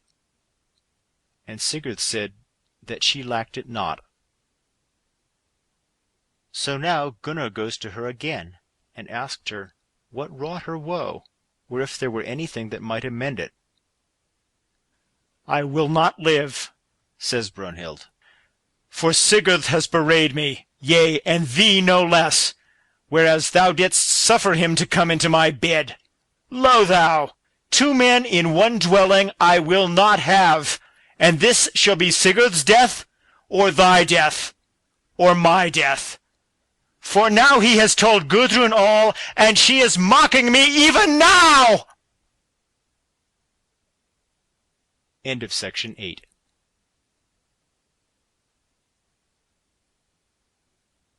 Section 9, Chapter 30. Thereafter Brynhild went out and sat under her bower wall, and had many words of wailing to say. And still she cried that all things were loathsome to her, both land and lordship alike, so she might not have Sigurd. But therewith came Gunnar to her yet again, and Brynhild spake. "Thou shalt lose both realm and wealth, and thy life, and me, for I shall fare home to my kin, and abide there in sorrow, unless thou slayest Sigurd and his son. Never nourish thou a wolf cub." Gunnar grew sick at heart thereat, and might nowise see what fearful thing lay beneath it all. He was bound to Sigurd by oath, and this way and that way swung the heart within him, but at the last he bethought him of the measureless shame if his wife went from him. And he said within himself, "Brunhild is better to me than all things else, and the fairest woman of all women, and I will lay down my life rather than lose the love of her." And herewith he called to him his brother, and spake, "Trouble is heavy on me." And he tells him that he must needs slay Sigurd, for that he has failed him wherein he trusted him. So let us be lords of the gold and the realm withal. Hogni answers, "Ill it behooves us to break our oaths with wrack and wrong, and withal great aid we have in him. No kings shall be as great as we, if so be the king of the Hun folk may live. Such another brother-in-law never may we get again. Bethink thee, how good it is to have such a brother-in-law, and such sons to our sister. But well I see how things stand, for this has Brunhild stirred thee up to, and surely shall her counsel drag us into huge shame and scathe." Gunnar says, "Yet shall it be brought about, and lo, a reed thereto. Let us egg on our brother Guttorm to the deed. He is young, and of little knowledge, and is clean out of all the oaths moreover." "Ah, set about in ill wise," says Hogni, "and though indeed it may well be compassed, a due reward shall we gain for the bewrayal of such a man as is Sigurd." Gunnar says, "Sigurd shall die, or I shall die." And therewith he bids Brunhild arise, and be glad at heart. So she arose, and still, ever she said that Gunnar should come no more into her bed till the deed was done. So the brothers fall to talk, and Gunnar says that it is a deed well worthy of death, that taking of Brunhild's maidenhead. So come now, let us prick on Guttorm to do the deed. Therewith they call him to them, and offer him gold and great dominion, as they well have might to do. Yea, and they took a certain worm, and somewhat of wolf's flesh, and let seethe them together, and gave him to eat of the same, even as the singer sings. "Fish of the wild wood, worm smooth crawling, with wolf meat mingled, they minced for Guttorm. Then in the beaker, in the wine his mouth knew, they set it, still doing more deeds of wizards. Wherefore with the eating of this meat he grew so wild and eager, and with all things about him, and with the heavy words of Grimhild, that he gave his word to do the deed, and mighty honor they promised him in reward thereof. But of these evil wiles naught at all knew Sigurd, for he might not deal with his shapen fate, nor the measure of his life days. Neither deemed he that he was worthy of such things at their hands. So Guttorm went in to Sigurd the next morning as he lay upon his bed, yet durst he not do aught against him, but shrank back out again. Yea, for even so he fared a second time. For so bright and eager were the eyes of Sigurd that few durst look upon him. But the third time he went in, and there lay Sigurd asleep. Then Guttorm drew his sword, and thrust Sigurd through, in such wise that the sword point smote into the bed beneath him. Then Sigurd awoke with that wound, and Guttorm gat him unto the door, but therewith Sigurd caught up the sword Grom and cast it after him, and it smote him on the back, and struck him asunder in the midst, so that the feet of him fell one way, and the head and hands back into the chamber. Now Gudrun lay asleep on Sigurd's bosom, but she woke up unto woe that may not be told of, all swimming in the blood of him, and in such wise did she bewail her with weeping and words of sorrow, that Sigurd rose up on the bolster and spake. Weep not, said he, for thy brothers live for thy delight. But a young son have I, too young to beware of his foes, and an ill turn have these played against their own fortune, for never will they get a mightier brother-in-law to ride abroad with them, nay, nor a better son to their sister than this one, if he may grow to man's estate. Lo, now is that come to pass which was foretold me long ago, but from mine eyes has it been hidden, for none may fight against his fate and prevail. Behold, this has Brunhild brought to pass, even she who loves me before all men. But this may I swear, that never have I wrought ill to Gunnar, but rather have ever held fast to my oath with him, nor was I ever too much a friend to his wife.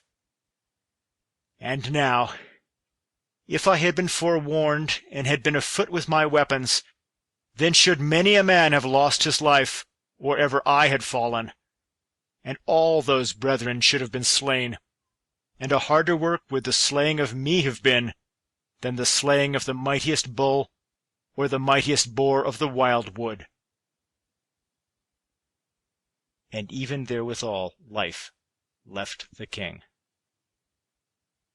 But Gudrun moaned, and drew a weary breath, and Brynhild heard it, and laughed when she heard her moaning. Then said Gunnar, Thou laughest not because thy heart-roots are gladdened, or else why doth thy visage wax so wan? Sure an evil creature thou art, most like thou art nigh to thy death.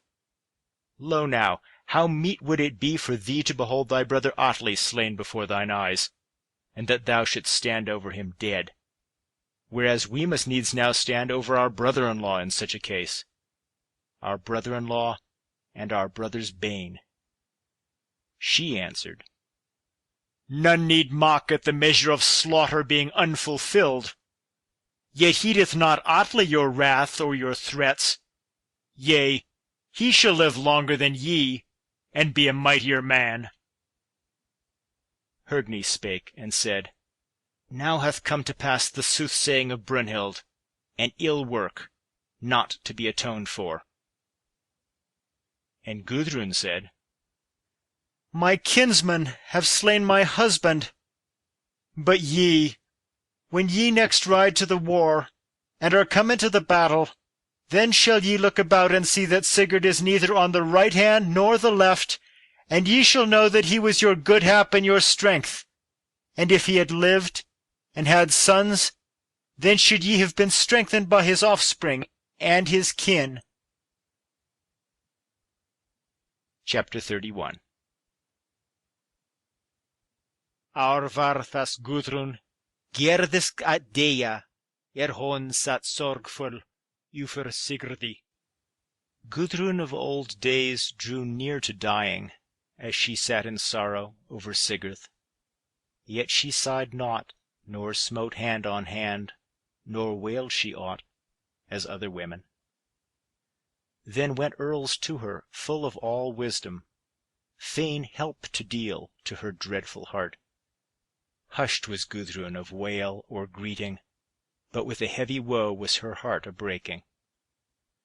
Bright and fair sat the great earl's brides, gold-arrayed, before Gudrun. Each told the tale of her great trouble, the bitterest bale she erst abode. Then spake Gjaflaug, Giuki's sister, "Lo, upon earth I live most loveless, who of 5 mates must see the ending, of daughters 2 and 3 sisters, of brethren 8, and abide behind lonely." Naught gat Gudrun of wail and greeting, so heavy was she for her dead husband, so dreadful-hearted, for the king laid dead there. Then spake Herborg, queen of Hunland, "Crueler tale have I to tell of my 7 sons down in the Southlands, and the 8th man my mate felled in the death mead. Father and mother and 4 brothers, on the wide sea the winds in death played with, the billows beat on the bulwark boards. Alone must I sing o'er them, alone must I array them, alone must my hands deal with their departing. And all this was in one season's wearing, and none was left for love or solace. Then was I bound a prey of the battle, when that same season wore to its ending. As a tiring May must I bind the shoon of the Duke's high dame every day at dawning. From her jealous hate gat I heavy mocking, cruel lashes she laid upon me. Never met I better master or mistress worser in all the wide world. Naught gat Gudrun of wail or greeting, so heavy was she for her dead husband, so dreadful-hearted, for the king laid dead there. Then spake Gulrond, Giuki's daughter, "O foster mother, wise as thou mayst be, naught canst thou better the young wife's bale." And she bade uncover the dead king's corpse. She swept the sheet away from Sigurd, and turned his cheek towards his wife's knees. "Look on thy loved one, lay lips to his lips, e'en as thou wert clinging to thy king alive yet." Once looked Gudrun, one look only, and saw her lord's locks lying all bloody, the great man's eyes glazed and deadly, and his heart's bulwark broken by sword edge. Back then sank Gudrun, back on the bolster, loosed was her head array, red did her cheeks grow, and the raindrops ran down over her knees. Then wept Gudrun, Giuki's daughter, so that the tears flowed through the pillow, as the geese withal that were in the home field, the fair fowls the May owned, fell a-screaming. Then spake Gulrund, Giuki's daughter, "Surely knew I no love like your love, among all men on the mould abiding. Naught wouldst thou joy in, without or within doors, O my sister, save beside Sigurd." Then spake Gudrun, Giuki's daughter, "Such was my Sigurd among the sons of Giuki, as is the king leek o'er the low grass waxing, or a bright stone strung on band, or a pearl of price on a prince's brow. Once was I counted by the king's warriors higher than any of Herion's mays. Now am I as little as the leaf may be amid wind-swept wood, now when dead he lieth. I miss from my seat, I miss from my bed, my darling of sweet speech. Wrought the sons of Giuki, wrought the sons of Giuki this sore sorrow, yea, for their sister, most sore sorrow. So may your lands lie waste on all sides, as ye have broken your bounden oaths. Ne'er shalt thou, Gunnar, the gold have joy of. The dear-bought rings shall drag thee to death, whereon thou swearest oath unto Sigurd. Ah, in the days bygone, great mirth in the home-field, when my Sigurd set saddle on Grani, and they went their ways for the wooing of Brunhild. An ill day, an ill woman, and most ill hap. Then spake Brynhild, Budli's daughter. May the woman lack both love and children, who gained greeting for thee, O Gudrun, who gave thee this morning many words. Then spake Gulrund, Giuki's daughter. Hold peace of such words, thou hated of all folk. The bane of brave men hast thou been ever. All waves of ill wash over thy mind. To 7 great kings hast thou been a sore sorrow, and the death of good will to wives and women. Then spake Brynhild, Budli's daughter. None but Atli brought bale upon us, my very brother, born of Budli, when we saw in the hall of the Hunnish people the gold a-gleaming on the kingly Giukings. I have paid for that faring, oft and full, and for the sight that then I saw. By a pillar she stood, and strained its wood to her. From the eyes of Brunhild, Budli's daughter, flashed out fire, and she snorted forth venom as the sore wounds she gazed on of the dead-slain Sigurd. Chapter 32. And now none might know for what cause Brunhild must bewail with weeping for what she had prayed for with laughter. But she spake. Such a dream had I, Gunnar, as that my bed was a-cold, and that thou didst ride into the hands of thy foes. Lo now, ill shall it go with thee and all thy kin, O ye breakers of oaths! For on the day thou slayedst him, dimly didst thou remember how thou didst blend thy blood with the blood of Sigurd, and with an ill reward hast thou rewarded him for all that he did well to thee, whereas he gave unto thee to be the mightiest of men. And well was it proven how fast he held to his oath sworn, when he came to me, and laid betwixt us the sharp-edged sword that in venom had been made hard. All too soon did ye fall to working wrong against him, and against me, whenas I abode at home with my father, and had all that I would, and had no will that any one of you should be any of mine, as ye rode into our garth, ye 3 kings together. But then Atli led me apart privily, and asked me if I would not have him who rode Grani, yea, a man nowise like unto you. But in those days I plighted myself to the son of King Sigmund, and no other. And lo now, no better shall ye fare for the death of me. Then uprose Gunnar and laid his arms around her neck, and besought her to live and have wealth from him. And all others in likewise letted her from dying. But she thrust them all from her, and said that it was not the part of any to let her in that which was her will. Then Gunnar called to Hogni, and prayed him for counsel, and bade him go to her, and see if he might perchance soften her dreadful heart, saying withal that now they had need enough on their hands in the slaking of her grief, till time might get over.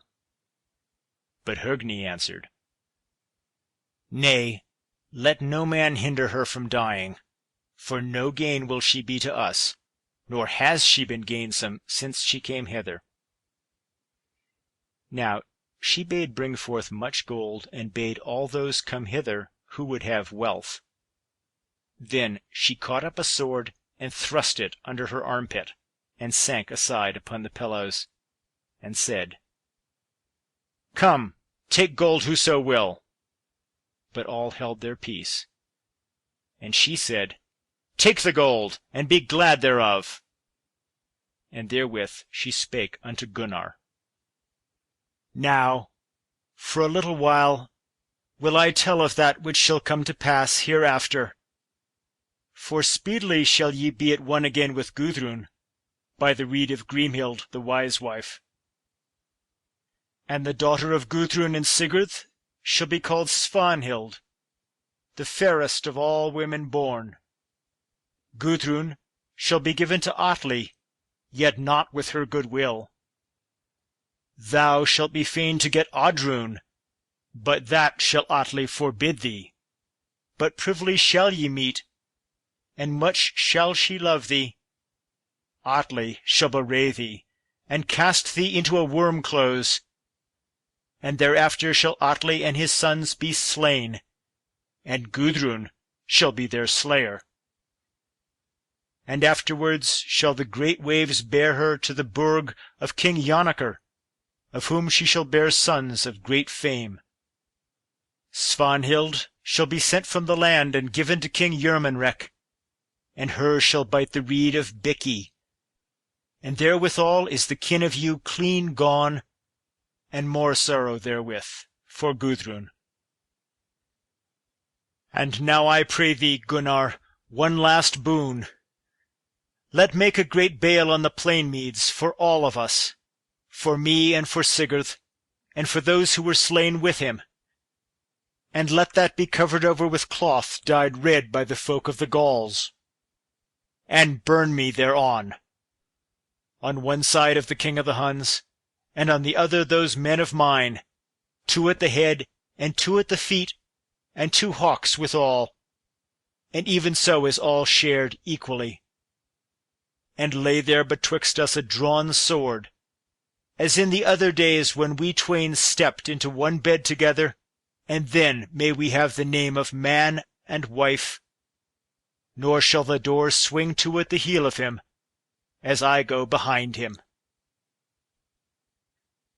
Nor shall that be a niggard company, if there follow him those 5 bondwomen and 8 bondmen whom my father gave me, and those burned there withal who were slain with Sigurd. Now, more yet would I say, but for my wounds, but my life-breath flits.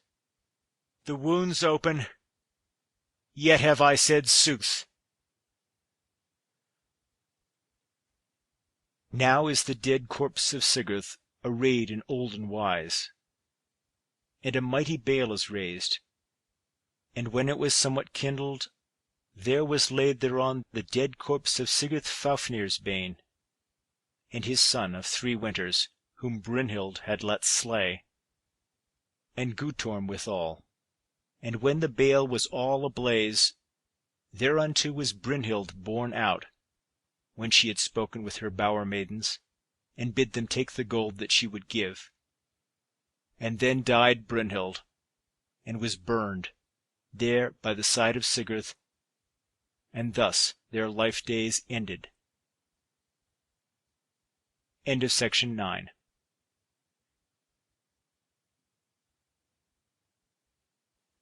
Section 10, Chapter 33. Now so it is, that whoso heareth these tidings saith that no such an one as was Sigurd was left behind him in the world, nor ever was such a man brought forth because of all the worth of him, nor may his name ever minish by eld in the Dutch tongue, nor in all the northern lands, while the world standeth fast.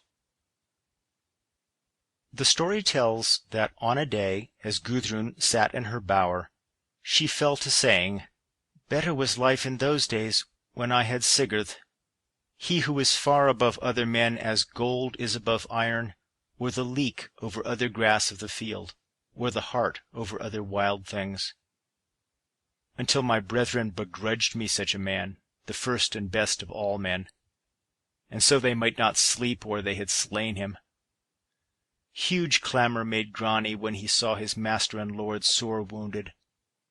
And then I spoke to him, even as with a man, but he fell drooping down to the earth, for he knew that Sigurd was slain. Thereafter Gudrun gat her gone into the wild woods, and heard on all ways round about her the howling of wolves, and deemed death a merrier thing than life. Then she went till she came to the hall of King Alf, and sat there in Denmark with Thora, the daughter of Hakon, for 7 seasons, and abode with good welcome. And she set forth her needlework before her, and did thereinto many deeds and great, and fair plays after the fashion of those days, swords and burnies, and all the gear of kings, and the ship of King Sigmund sailing along the land. Yea, and they wrought there how they fought Sigar and Siggeir south in Fionn.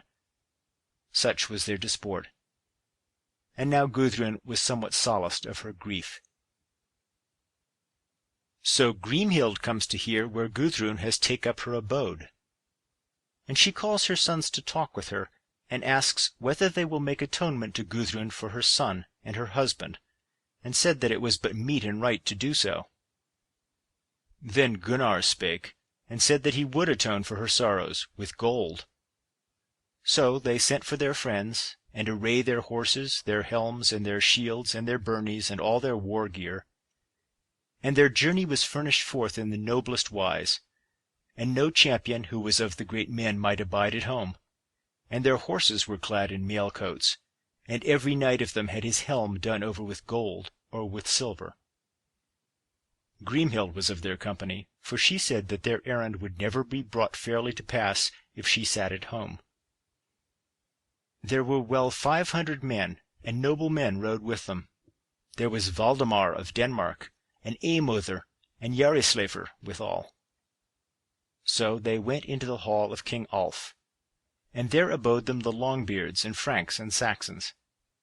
They fared with all their war gear, and had over them red fur coats, even as the song says, burnies short cut, strong helms hammered, girt with good swords, red hair gleaming. They were fain to choose good gifts for their sister, and spake softly to her, but in none of them would she trow. Then Gunnar brought unto her a drink mingled with hurtful things, and this she must needs drink, and with the drinking thereof she had no more memory of their guilt against her. But in that drink was blended the might of the earth and the sea with the blood of her son, and in that horn were all letters cut and reddened with blood, as is said hereunder. On the horn's face were there all the kin of letters, cut aright and reddened. How should I read them rightly? The lingfish long of the land of Hading, wheat ears unshorn, and wild things inwards. In that beer were mingled many ills together, blood of all the wood, and brown burnt acorns, the black dew of the hearth, the god-doomed dead beasts inwards, and the swine's liver sodden, because all wrongs that deadens. And so now, when their hearts are brought anigh to each other, great cheer they made. Then came Grimhild to Gudrun, and spake, All hail to thee, daughter! I give thee gold, and all kinds of good things to take to thee after thy father, dear-bought rings, and bed-gear of the maids of the Huns, the most courteous and well-dight of all women, and thus is thy husband atoned for. And thereafter shalt thou be given to Atli, the mighty king, and be mistress of all his might. Cast not all thy friends aside for one man's sake, but do according to our bidding. Gudrun answers, Never will I wed Atli the king. Unseemly it is for us to get offspring betwixt us. Grimhild says, Nourish not thy wrath. It shall be to thee as if Sigurd and Sigmund were alive, when thou hast borne sons. Gudrun says, I cannot take my heart from thoughts of him, for he was the first of all men. Grimhild says, So it is shapen, that thou must have this king, and none else. Says Gudrun, Give not this man to me, for an evil thing shall come upon thy kin from him, and to his own sons shall he deal evil, and be rewarded with a grim revenge thereafter. Then waxed Grimhild fell at those words, and spake, Do even as we bid thee, and take therefore great honour and our friendship, and the steads withal called Vinbjörg and Valbjörg. And such might was in the words of her, that even so must it come to pass. Then Gudrun spake, Thus then must it needs befall, howsoever against the will of me, and for little joy shall it be, and for great grief. Then men leaped on their horses, and their women were set in wains. So they fared 4 days a-riding, and other 4 a shipboard, and yet 4 more again by land and road, till at the last they came to a certain high-built hall. Then came to meet Gudrun many folk thronging, and an exceedingly goodly feast was there made, even as the word had gone between either kin, and it passed forth in most proud and stately wise. And at that feast drinks Atli his bridal with Gudrun. But never did her heart laugh on him, and little sweet and kind was their life together. Chapter 34. Now tells the tale that on a night King Atli woke from sleep, and spake to Gudrun. Me dreamed, said he, that thou didst thrust me through with a sword. Then Gudrun readed the dream, and said that it betokened fire, whenas folk dreamed of iron. It befalls of thy pride belike, in that thou deemest thyself the first of men.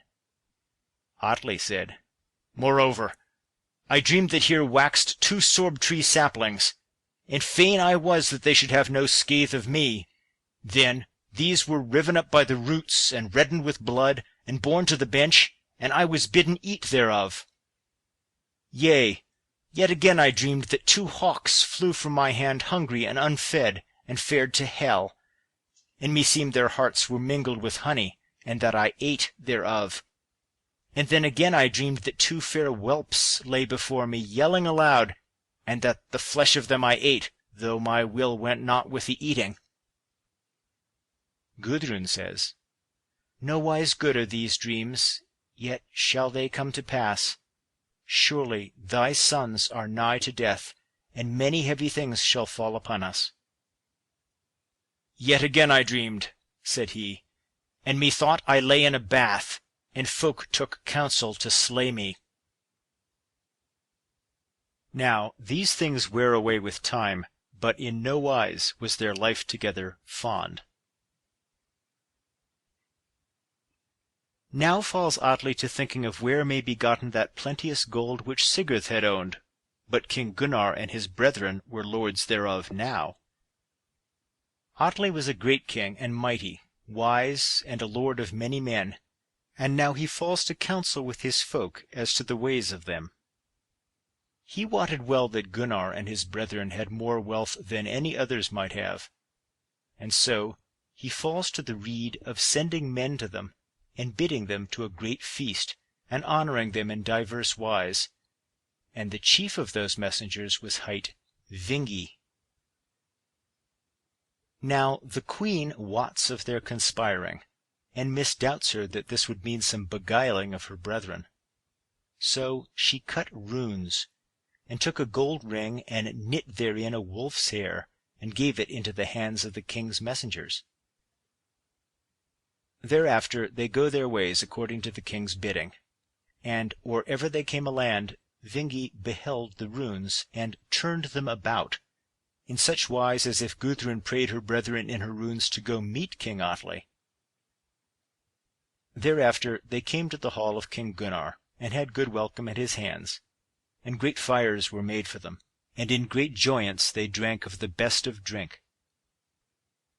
Then spake Vingi, King Atli sends me hither, and is fain that ye go to his house and home in all glory, and take of him exceeding honours, helms and shields, swords and burnies, gold and goodly raiment, horses, hosts of war, and great and wide lands. For, saith he is fainest of all things to bestow his realm and lordship upon you. Then Gunnar turned his head aside, and spoke to Högni. In what wise shall we take this bidding? Might and wealth he bids us take, But no kings know I who have so much gold as we have, whereas we have all the hoard which lay once on Gnita Heath, and great are our chambers, and full of gold, and weapons for smiting, and all kinds of raiment of war. And well I wot that amidst all men my horse is the best, and my sword the sharpest, and my gold the most glorious. Hogni answers, A marvel is it to me of his bidding, for seldom hath he done in such a wise, and ill-counselled will it be to wend to him. Lo now, when I saw those dear-bought things the king sends us, I wondered to behold a wolf's hair knit to a certain gold ring. But like Gudrun deems him to be minded as a wolf towards us, and will have naught of our faring. But withal Vingi shows him the runes which he said Gudrun had sent. Now the most of folk go to bed, but these drank on still with certain others. And Kostbera, the wife of Hogni, the fairest of women, came to them and looked on the runes. But the wife of Gunnar was Glaumvur, a great-hearted wife. So these twain poured out, and the kings drank, and were exceeding drunken. And Vingi notes it, and says, Naught may I hide that King Atli is heavy of foot, and over-old for the warding of his realm. But his sons are young and of no account. Now will he give you rule over his realms, while they are yet thus young, and most fain will he be that ye have the joy thereof before all others. Now so it befell both that Gunnar was drunk, and that great dominion was held out to him. Nor might he work against the fate shapen for him. So he gave his word to go, and tells Hogni his brother thereof. But he answered, Thy word given must even stand now, nor will I fail to follow thee, but most loath am I to this journey. Chapter 35. So when men had drunk their fill, they fared to sleep. Then falls Kostbera to beholding the runes and spelling over the letters, and sees that beneath were other things cut, and that the runes are guileful. Yet because of her wisdom she had skill to read them aright. So then she goes to bed by her husband. But when they awoke, she spake unto Hogni, Thou art minded to wend away from home. Ill-counselled is that. Abide till another time. Scarce a keen reader of runes art thou, if thou deemest thou hast beheld in them the bidding of thy sister to this journey. Lo, I read the runes, and had marvel of so wise a woman as Gudrun is, that she should have miscut them. But that which lieth underneath beareth your bane with it. Yea, either she lacked a letter, or others have dealt guilefully with the runes. And now hearken to my dream, for therein methought there fell in upon us here a river exceeding strong, and brake up the timbers of the hall. He answered, Full oft are ye evil of mind, ye women. But for me, I was not made in such wise as to meet men with evil, who deserve no evil. Belike he will give us good welcome. She answered, Well, the thing must ye yourselves prove, but no friendship follows this bidding.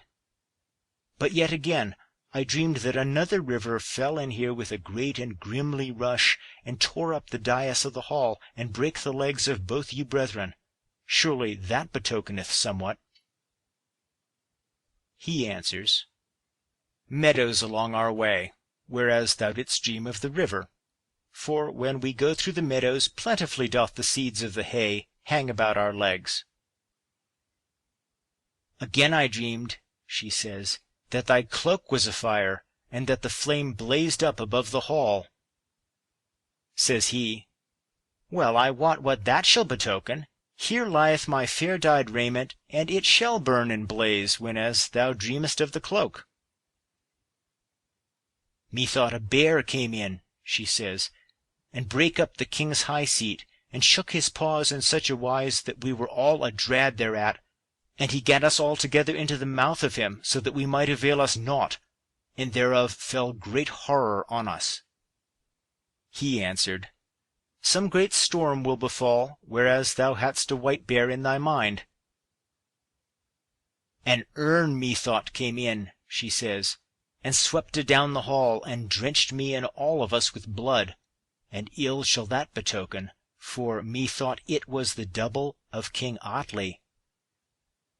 He answered, Full oft do we slaughter beasts freely, and smite down great neat for our cheer, and the dream of the urn has but to do with oxen. Yea, Atli is heart-whole toward us. And therewithal they cease this talk. End of section 10.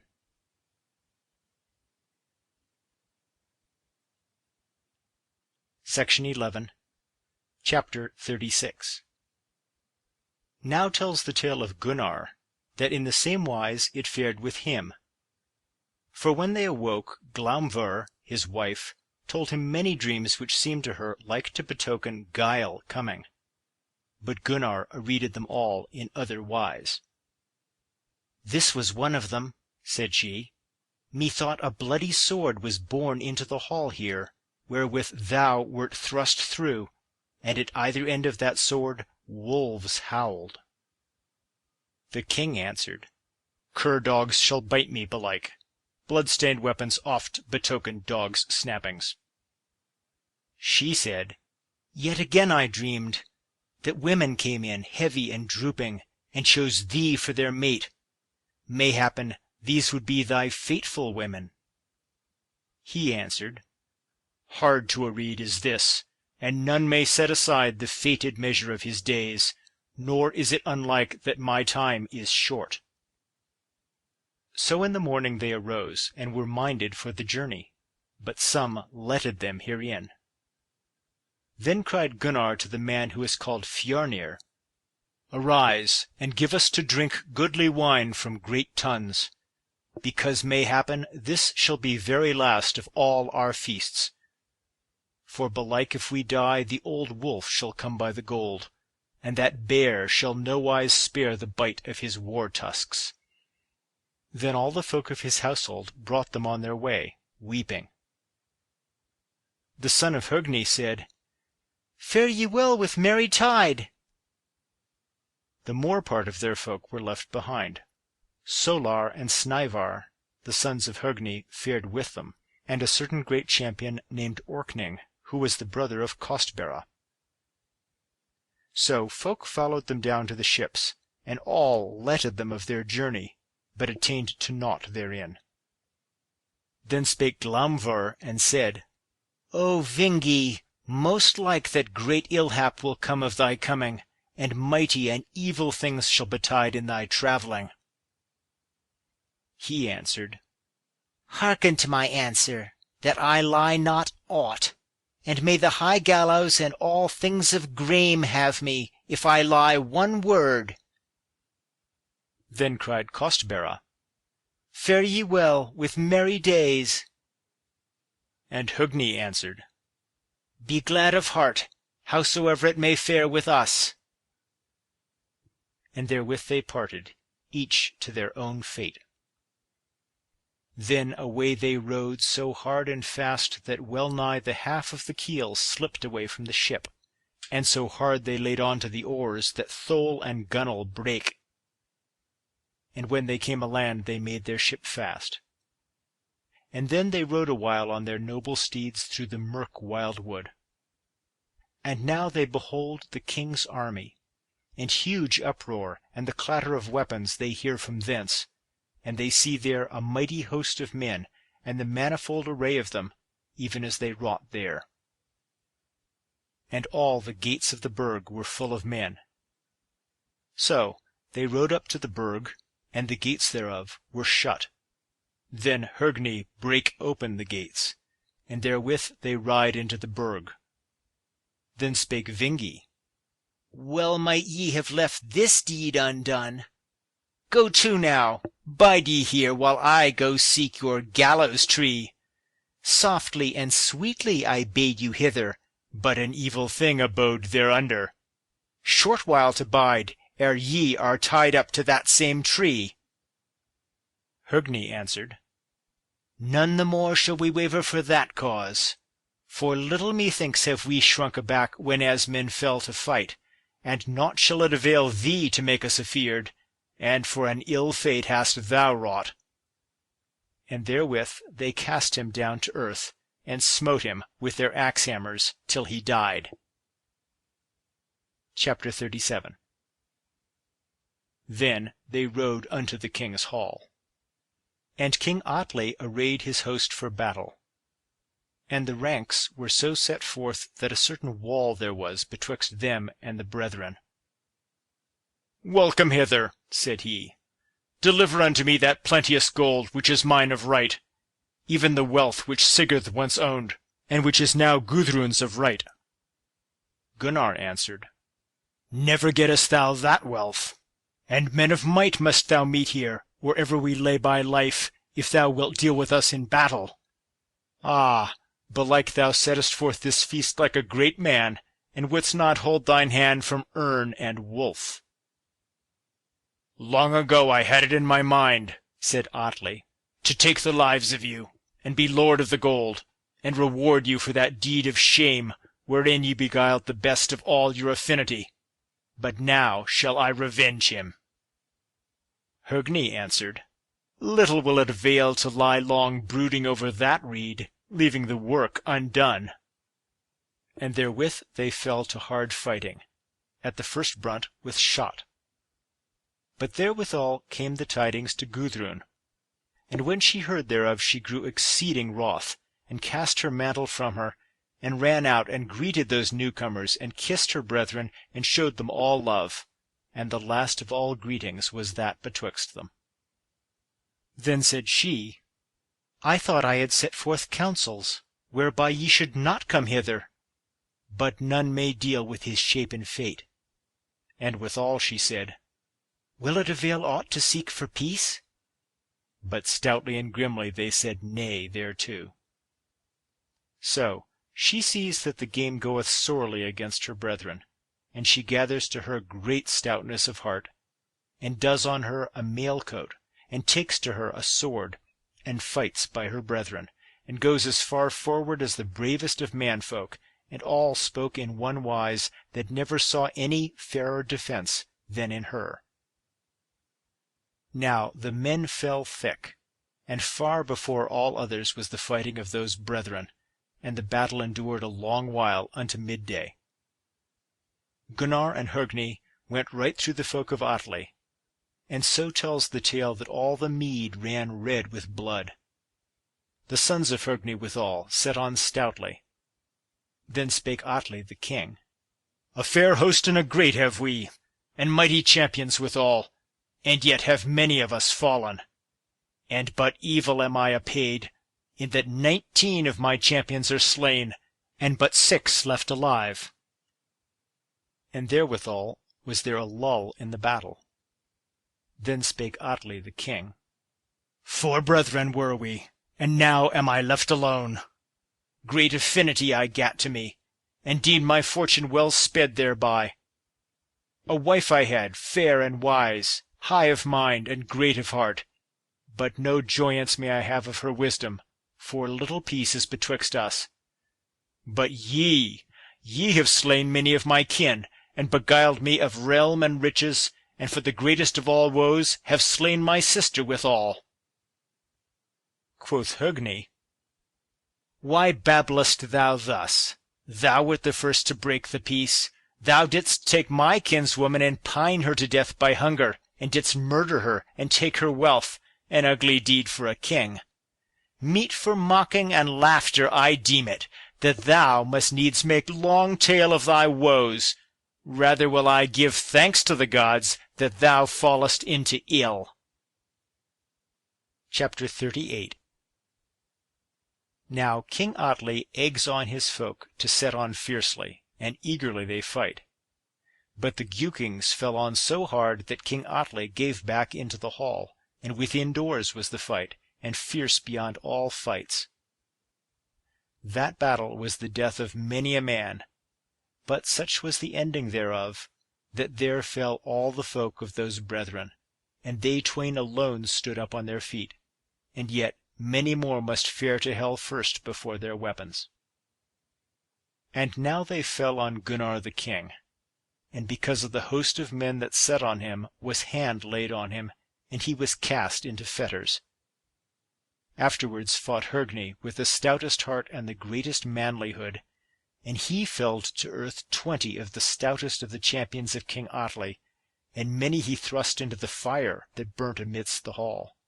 And all were of one accord that such a man might scarce be seen, yet in the end was he borne down by many, and taken. Then said King Atli, "A marvellous thing! How many men have gone their ways before him! Cut the heart from out of him, and let that be his bane."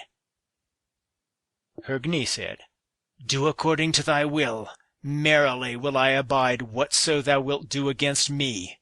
And thou shalt see that my heart is not adrad. For hard matters have I made trial of ere now, and all things that may try a man was I fain to bear, whiles yet I was unhurt. But now sorely am I hurt, and thou alone henceforth will bear mastery in our dealings together."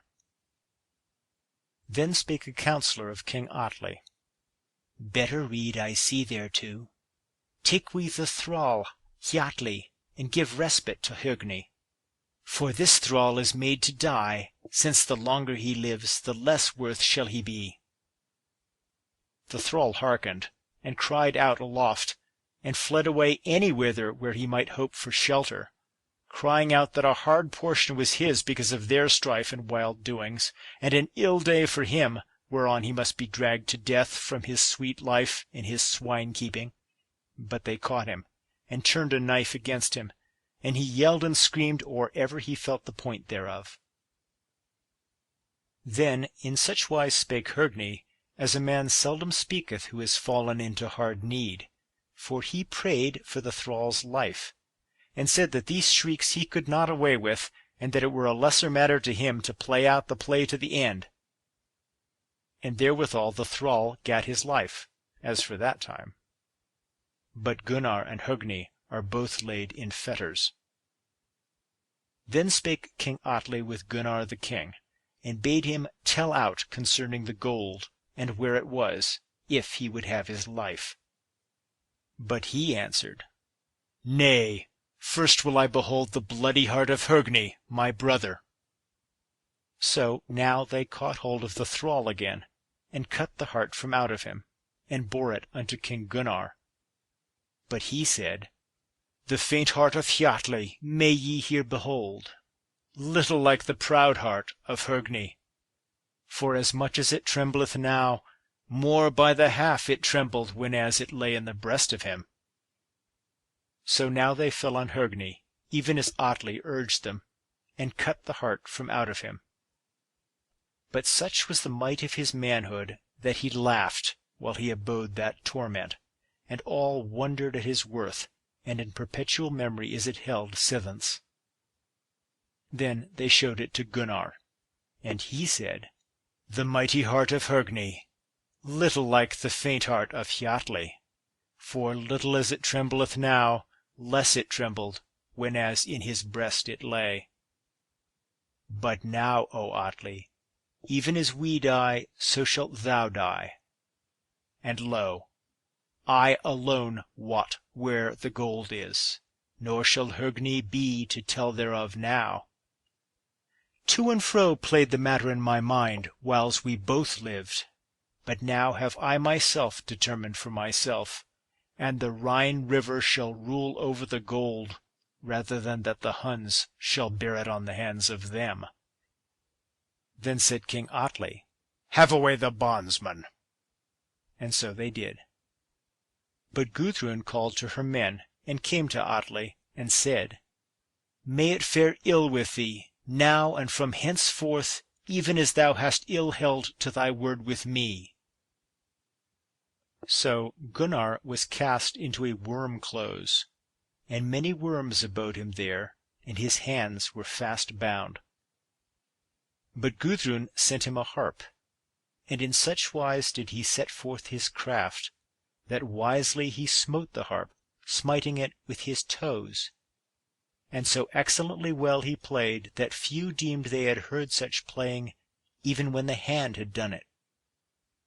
And with such might and power he played that all the worms fell asleep in the end, save one adder only, great and evil of aspect, that crept unto him, and thrust its sting into him until it smote his heart, and in such wise, with great hardihood, he ended his life days. End of section 11.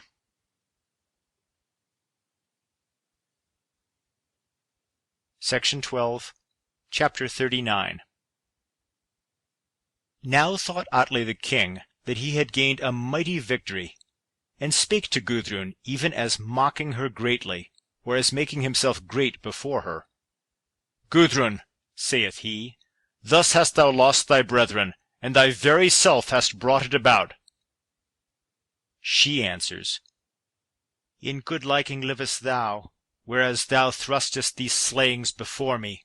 But mayhappen thou wilt rue it when thou hast tried what is to come hereafter, and of all I have, the longest-lived matter shall be the memory of thy cruel heart, nor shall it go well with thee whiles I live. He answered and said, Let there be peace betwixt us. I will atone for thy brethren with gold and dear-bought things, even as thy heart may wish. She answers, Hard for a long while have I been in our dealings together, and now I say that while Hogni was yet alive thou mightest have brought it to pass, but now mayest thou never atone for my brethren in my heart. Yet oft must we women be overborne by the might of you men, and now are all my kindred dead and gone, and thou alone art left to rule over me. Wherefore now this is my counsel, that we make a great feast, wherein I will hold the funeral of my brother, and of thy kindred withal. In such wise did she make herself soft and kind in words, though far other things forsooth lay thereunder. But he hearkened to her gladly, and trusted in her words, whereas she made herself sweet of speech. So Gudrun held the funeral feast for her brethren, and King Atli for his men, and exceeding proud and great was this feast. But Gudrun forgat not her woe, but brooded over it, how she might work some mighty shame against the king. And at nightfall she took to her the sons of King Atli and her, as they played about the floor. The younglings waxed heavy of cheer, and asked what she would with them. Ask me not, she said, ye shall die, the twain of you. Then they answered, Thou mayest do with thy children even as thou wilt, nor shall any hinder thee, but shame there is to thee in the doing of this deed. Yet for all that she cut the throats of them. Then the king asked where his sons were, and Gudrun answered, I will tell thee, and gladden thine heart by the telling. Lo now, thou didst make a great woe spring up from me in the slaying of my brethren. Now hearken and hear my rede and my deed. Thou hast lost thy sons, and their heads are become beakers on the board here. And thou thyself hast drunken the blood of them blended with wine. And their hearts I took, and roasted them on a spit, and thou hast eaten thereof. King Atli answered, Grim art thou, in that thou hast murdered thy sons, and given me their flesh to eat, and little space passes betwixt ill deed of thine and ill deed. Gudrun said, My heart is set on the doing to thee of as great shame as may be. Never shall the measure of ill be full to such a king as thou art. The king said, Worser deeds hast thou done than men have to tell of, and great unwisdom is there in such fearful redes. Most meet art thou to be burned on bale when thou hast first been smitten to death with stones, for in such wise wouldst thou have what thou hast gone a weary way to seek. She answered, Thine own death thou foretellest, but another death is fated for me. and many other words they spake in their wrath. Now Hogni had a son left alive, hight Niflung, And great wrath of heart he bare against King Atli. And he did Gudrun to wit that he would avenge his father, and she took his words well, and they fell to counsel together thereover. And she said it would be great good hap if it might be brought about. So on a night when the king had drunken, he gat him to bed. And when he was laid asleep, thither to him came Gudrun and the son of Hogni. Gudrun took a sword, and thrust it through the breast of King Atli, and they both of them set their hands to the deed, both she and the son of Hogni. Then Atli the king awoke with the wound, and cried out, No need of binding or salving here. Who art thou, who hast done the deed? Gudrun says, Somewhat have I, Gudrun, wrought therein, and somewhat withal the son of Hogni. Atli said, Ill it beseemed to thee to do this, though somewhat of wrong was between us. For thou wert wedded to me by the rede of thy kin, and dower paid I for thee, yea, 30 goodly knights, and seemly maidens, and many men besides. And yet wert thou not content, but if thou shouldest rule over the lands King Buthli owned, and thy mother-in-law full oft thou lettest sit a-weeping. Gudrun said, Many false words hast thou spoken, and of naught I account them. Oft indeed was I fell of mood, but much didst thou add thereto. Full oft in this thy house did frays befall, and kin fought kin, and friend fought friend, and made themselves big one against the other. Better days had I, whenas I abode with Sigurd, when we slew kings, and took their wealth to us, but gave peace to whomso would. And the great men laid themselves under our hands, and might we gave to him of them who would have it. Then I lost him. And a little thing was it that I should bear a widow's name, but the greatest of griefs that I should come to thee, I who had aforetime the noblest of all kings, while for thee thou never bearest out of the battle aught but the worser lot. King Atli answered, Not true are thy words, nor will this our speech better the lot of either of us, for all is fallen now to naught. But now do to me in seemly wise, and array my dead corpse in noble fashion. Yea, that will I, she says, and let make for thee a goodly grave, and build for thee a worthy abiding place of stone, and wrap thee in fair linen, and care for all that needful is. So therewithal he died, and she did according to her word, and then they cast fire into the hall. And when the folk and men of estate awoke amid that dread and trouble, naught would they abide the fire, but smote each the other down, and died in such wise. So there Atli the king and all his folk ended their life days. But Gudrun had no will to live longer, after this deed so wrought. But nevertheless her ending day was not yet come upon her.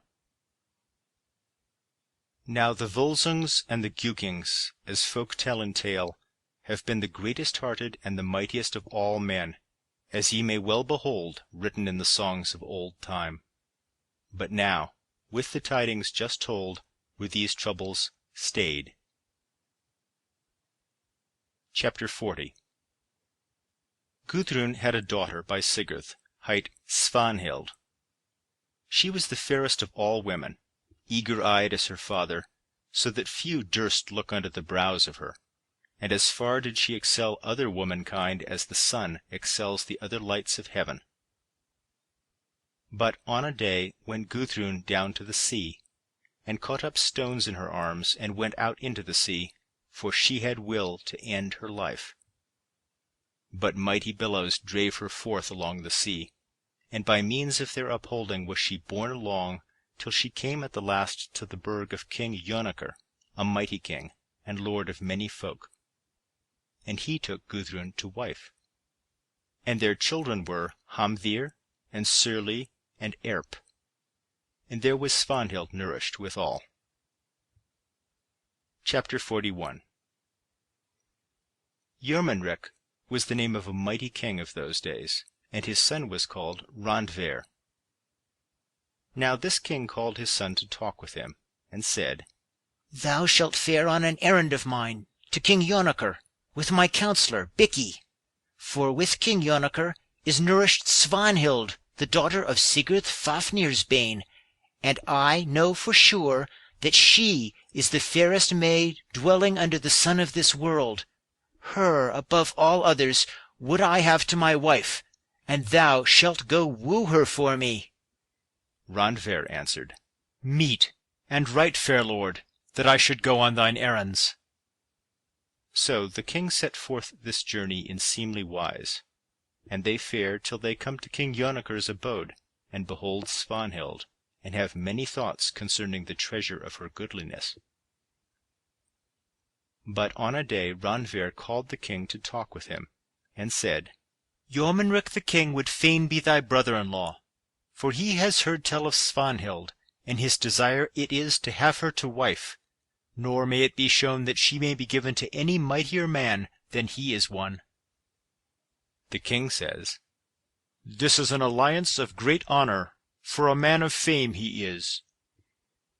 Gudrun says, A wavering trust, the trust in luck, that it change not. Yet, because of the king's furthering, and all the matters that went herewith, is the wooing accomplished. And Svanhild went to the ship with a goodly company, and sat in the stern, beside the king's son. Then spake Bikki to Randver, How good and right it were, if thou thyself had to wife so lovely a woman, rather than the old man there. Good seemed that word to the heart of the king's son, and he spake to her with sweet words, and she to him in like wise. So they came aland, and go unto the king, and Bikki said unto him, Meet and right it is, lord, that thou shouldst know what is befallen, though hard it be to tell of. For the tale must be concerning thy beguiling, whereas thy son has gotten to him the full love of Svanhild, nor is she other than his harlot.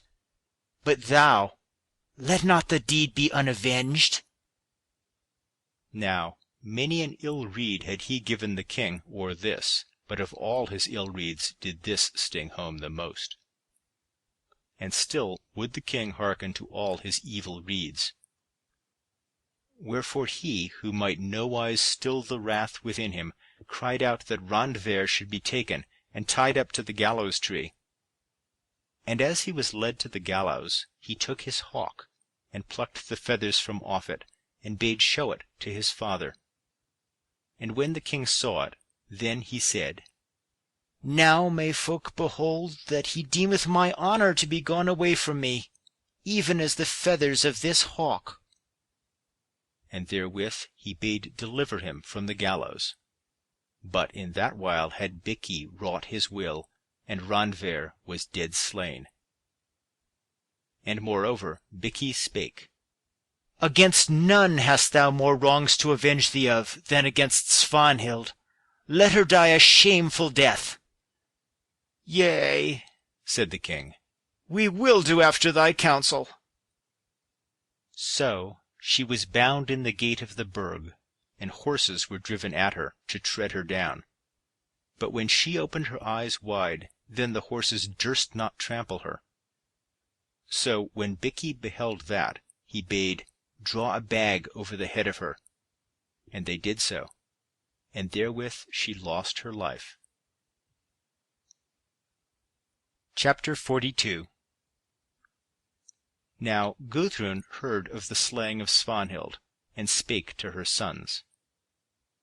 Why sit ye here in peace amid merry words, whereas Jormunrek hath slain your sister, and trodden her under foot of horses in shameful wise? No heart ye have in you like to Gunnar or Hogni. Verily they would have avenged their kinswoman. Hamdir answered, Little didst thou praise Gunnar and Hogni, whereas they slew Sigurd, and thou wert reddened in the blood of him. And ill were thy brethren avenged by the slaying of thine own sons. Yet not so ill a deed were it for us to slay King Jormunrek, and so hard thou pushest us on to this, that we may not abide thy hard words. Gudrun went about laughing now, and gave them to drink from mighty beakers, and thereafter she got for them great burnies and good, and all other weed of war. Then spake Hamdir, Lo now, this is our last parting, for thou shalt hear tidings of us, and drink one grave ale over us and over Svanhild. So therewith they went their ways. But Gudrun went unto her bower, with heart swollen with sorrow, and spake. To 3 men was I wedded, and first to Sigurd Fafnir's bane, and he was bewrayed and slain, and of all griefs was that the greatest grief. Then was I given to King Atli, and so fell was my heart toward him that I slew in the fury of my grief his children and mine. Then gave I myself to the sea, but the billows thereof cast me out of land, and to this king then was I given. Then gave I Svanhild away out of the land with mighty wealth, and lo, my next greatest sorrow after Sigurd, for under horses' feet was she trodden and slain. But the grimmest and ugliest of woes was the casting of Gunnar into the worm-close, and the hardest was the cutting of Hogni's heart from him. Ah, better would it be if Sigurd came to meet me, and I went my ways with him. For here bideth now behind with me neither son nor daughter to comfort me. Oh, mindest thou not, Sigurd, the words we spoke when we went into one bed together, that thou wouldst come and look on me, yea, even from thine abiding place among the dead? And thus had the words of her sorrow an end. Chapter 43. Now telleth the tale concerning the sons of Gudrun, that she had arrayed their war raiment in such wise that no steel would bite thereon, and she bade them play not with stones or other heavy matters, for that it would be to their scathe if they did so. And now, as they went on their way, they met Erp, their brother, and asked him in what wise he would help them. He answered, Even as hand helps hand, or foot helps foot. But that they deemed naught at all, and slew him there and then. Then they went their ways. Nor was it long or ever Hamdir stumbled, and thrust down his hand to steady himself, and spake therewith. Naught but a true thing spake Erp, for now should I have fallen, had not hand been to steady me. A little after Surly stumbled, but turned about on his feet, and so stood, and spake. Yea, now had I fallen, but that I steadied myself with both feet. And they said they had done evilly with Erp, their brother. But on they fare till they come to the abode of King Jormunrek. And they went up to him and set on him forthwith. And Hamdir cut both hands from him, and Surly both feet. Then spake Hamdir, Off were the head if Erp were alive, our brother whom we slew on the way, and found out our deed too late. Even as the song says, Off were the head if Erp were alive yet, our brother the bold, whom we slew by the way, the well-famed in warfare. Now, in this must they turn away from the words of their mother, whereas they had to deal with stones. For now men fell on them, and they defended themselves in good and manly wise, and were the scathe of many a man, nor would iron bite on them. But there came thereto a certain man, old of aspect, and one-eyed, and he spake, No wise men are ye, whereas ye cannot bring these men to their end. Then the king said, Give us rede thereto, if thou canst. He said, There skuluth berja thou groti I hell. Smite them to the death with stones. In such wise was it done, for the stones flew thick and fast from every side, and that was the end of their life days. And now has come to an end the whole root and stem of the Giukings. Now may all earls be bettered in mind, may the grief of all maidens ever be minished, for this tale of trouble so told to its ending.